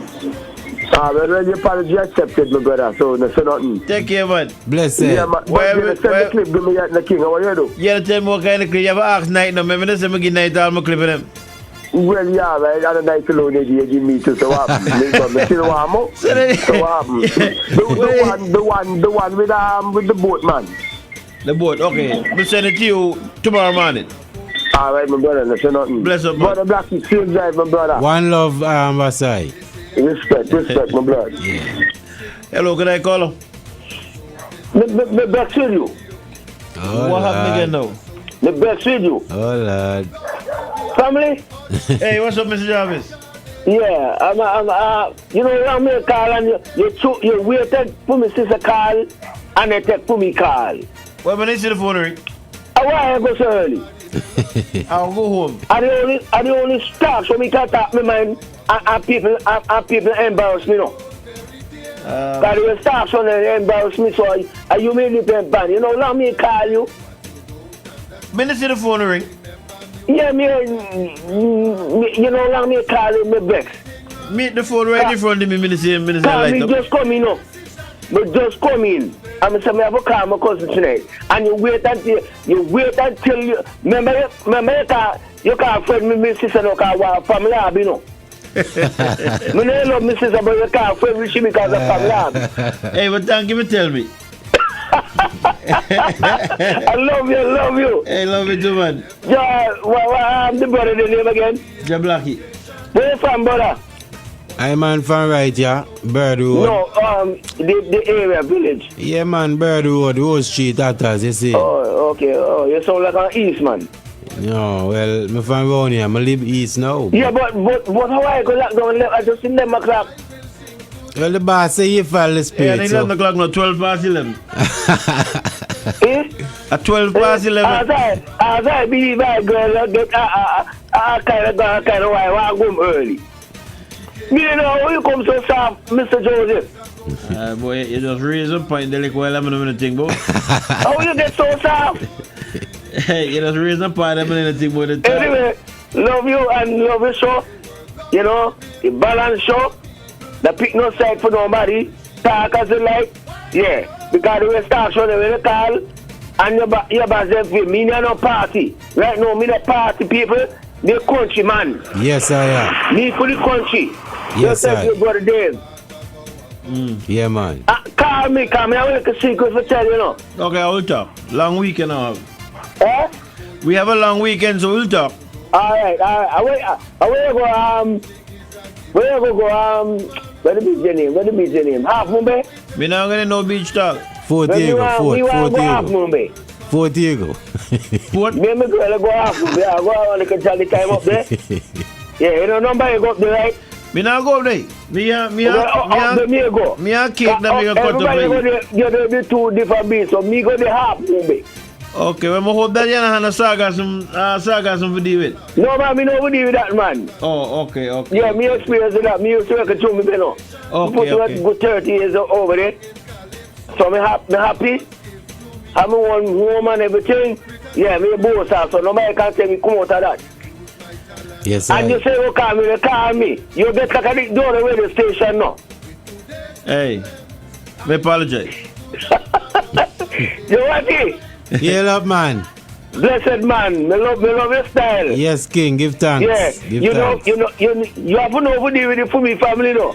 Well, I'm the greatest because, teacher. You know, he's not a political man, no. Me say you have to pull off the kid most time. Me are the greatest teacher. The greatest teacher may sit down with right now. Hold on, I give 5 minutes, Jack. 5 minutes of talking, Jack. See you. Alright. Take care. Yeah. Left the line open. Left the line open like a beef. Yeah, man. Left the line open. Why? Left the line open. Let Mr. Express himself. And say drive over when I'm ready for leave. Give thanks. Give thanks. God bless.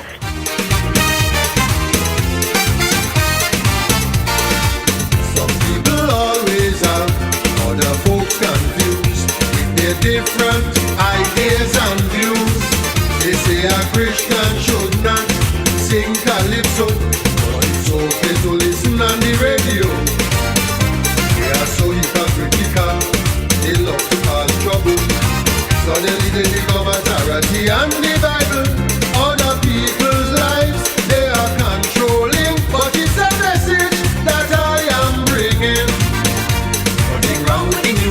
Dave. Hey, sir. You seen on with the score with the cricket game, Mawa? No. 1 second. Let me just take it. Hey, good night, caller. Hey, peace, my brother. Hey, what's up, King? You're Blackie. Yes, King. Look, we did a certain place, right? And I just beef named me here, them a call, you know. How am I getting no beef and ZDK? I just them there interact with some people. They're business players. And the man tell them to tune in a Saturday night. Beef and Jablaki. Yes, sir. You know I have broad, wide relationship right now. Yeah, man. Are the big bad there now? And, you know, beef and kind of man like that. You know, beef and kind of old school like. But you have to get with the program. Come on, now you can get with the program. You understand what I'm saying? Yes, sir. But beef, your relationship wide. Praise the Lord. And we don't like to compare nothing. We just like to tell you that you can't start something and end it like that. Because the people will look forward to hear you. Okay, understand what I'm saying? Okay. But things can happen. You're feeling kind of way, you want to left early.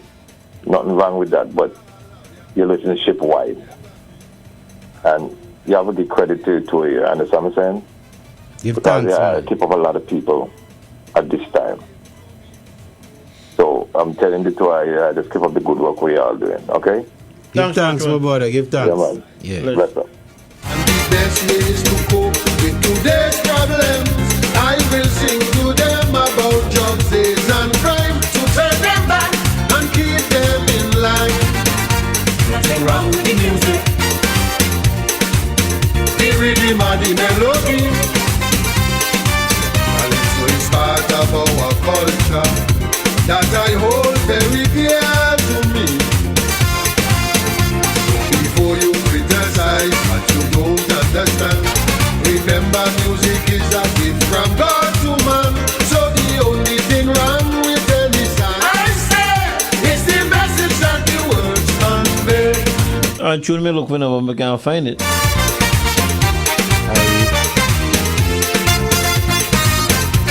Hey, but you know what? I'll follow my mind. And I'll kill my mind tough. If I go wrong with my mind. Some people always have other folks confused with their different ideas and views. Yeah, as I was saying. Hey, to the persons who WhatsApp and call.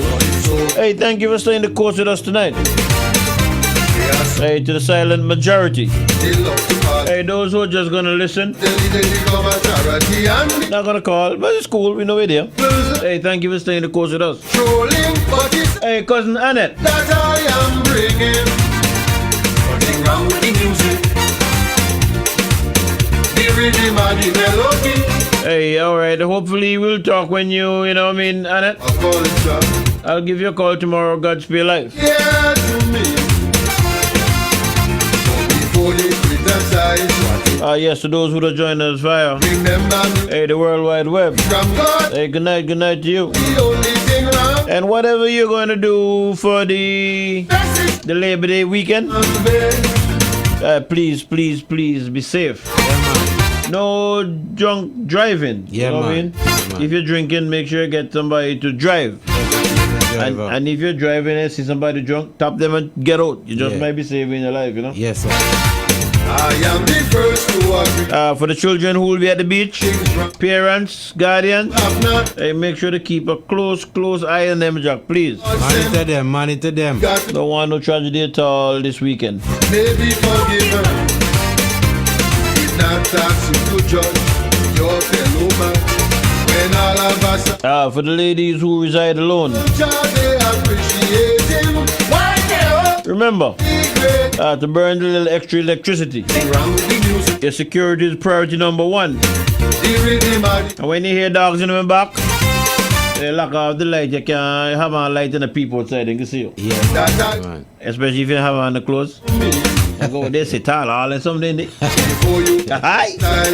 Like I feel like the people to see where dog, see where dog head turn. Hey, remember. Hey, to keep the Almighty God in your boat at all times. You'll be able to smile at the storm. Hey, because he's with you. And to all workers, remember, Monday is your day. And I will forever say, I will never be. Who work in your interest, you work with them. Who no work in your interest, fire them.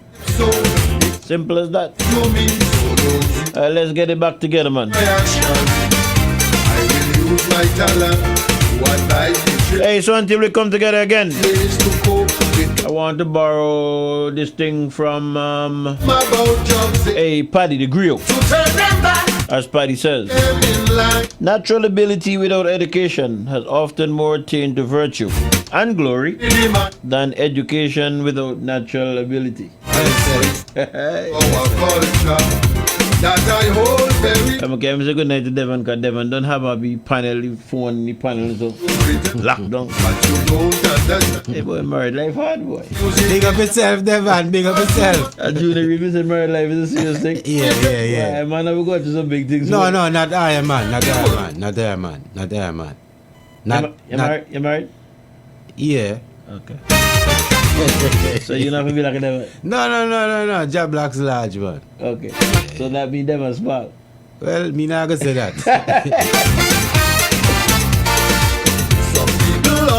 Oh yes. Until we come together again. Hey, next Saturday, God's willing. They say a Christian should not sing. Keep good. Much love outside. Bless up. People suffering. How could I be doing well?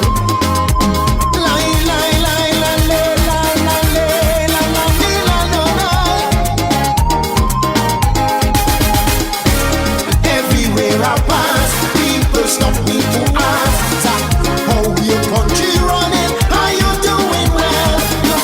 My response on this to these questions. With this recession going and people catching hell, how could I ever be doing fine with so many issues on my mind? And the way I see my country turn, for better days for people here, it gives me cause to be concerned. Good life and nice living, a thing of the past, for people now catching their cost of living, strangling the poor while daily food prices soar. All is not well.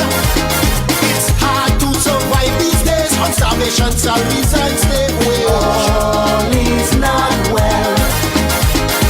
Some living from hand to mouth, while some depend solely on handout. All is not well.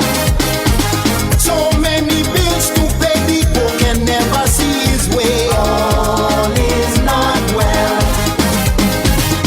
Seems like things getting more bad.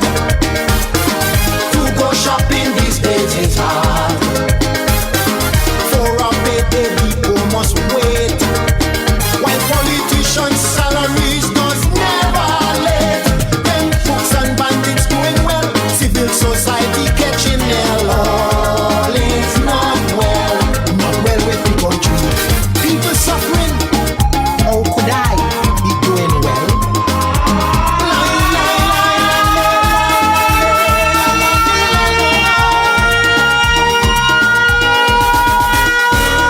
Everywhere I pass, people stop me to ask how your country running. Are you doing well?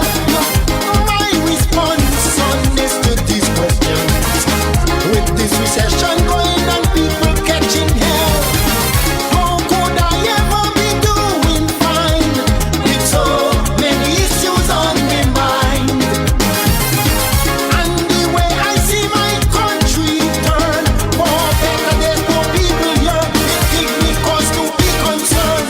Good life and nice living, a thing of the past, for people now catching their cost of living, strangling the poor while daily food prices soar. All is not well. It's hard to survive these days on starvation, salaries and slave wage. All is not well. Some living from hand to mouth, while some depend solely on handout. All is not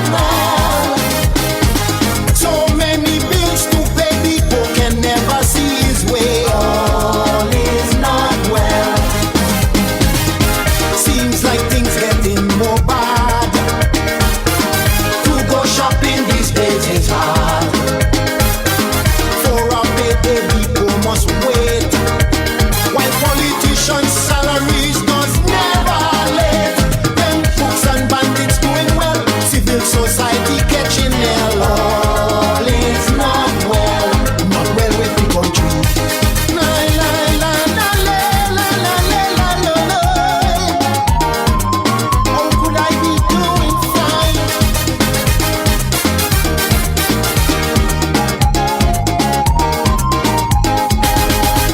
So many ills I see in my society. Ignorance is a habit while the laws deteriorate.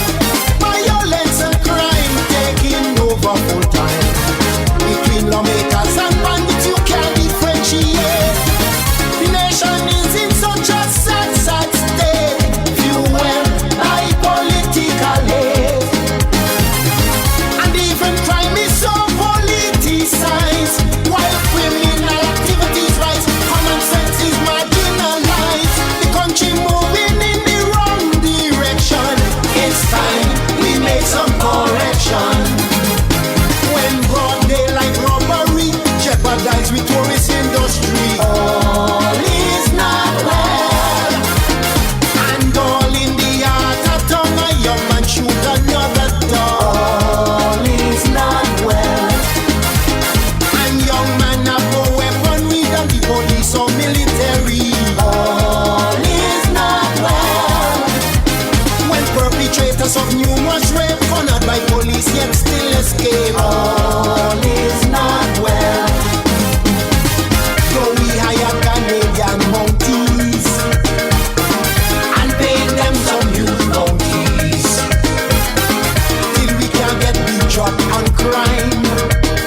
Like they wasting taxpayers' money and time. Some police refuse to function under the present administration. All is not well with the country. La, la, la, la, la, la, la. How could I be doing well when poor people catching hell?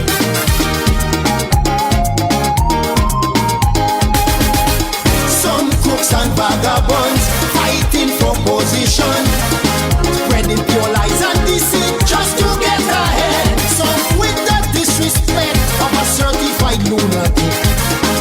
In arrogance and conceit, their deception they spread, and seeming to live above the laws. For them, justice is placed on pause. And them chief instigators of crime still run the streets as free and line while small players doing jail time. When our call for justice on deaf ears fall, then all can never be well at all. When all them political scams still walking free after this scam, all is not well. Small books in 1735 while murderers in station living life. All is not well. Public figures sign false statement to certify travel document. All is not well.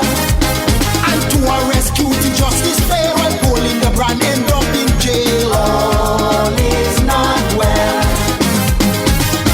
Like justice have two levels. Only to govern poor people, while the high and the mighty still parading free around this country. Them crooks and scams are doing well, while the populace catching hell. All is not well with the country. La la la la la la la la la. How could I be doing well? Studios located in the capital city of St. John's, Antigua in the Caribbean Sea. Okay, stop there. And our transmitter located at the highest point, Bobby Peak in the parish of St. Mary. This is ZDK Liberty Radio International, 97.1 FM, the People's Radio Station. Cause my heart so much misery.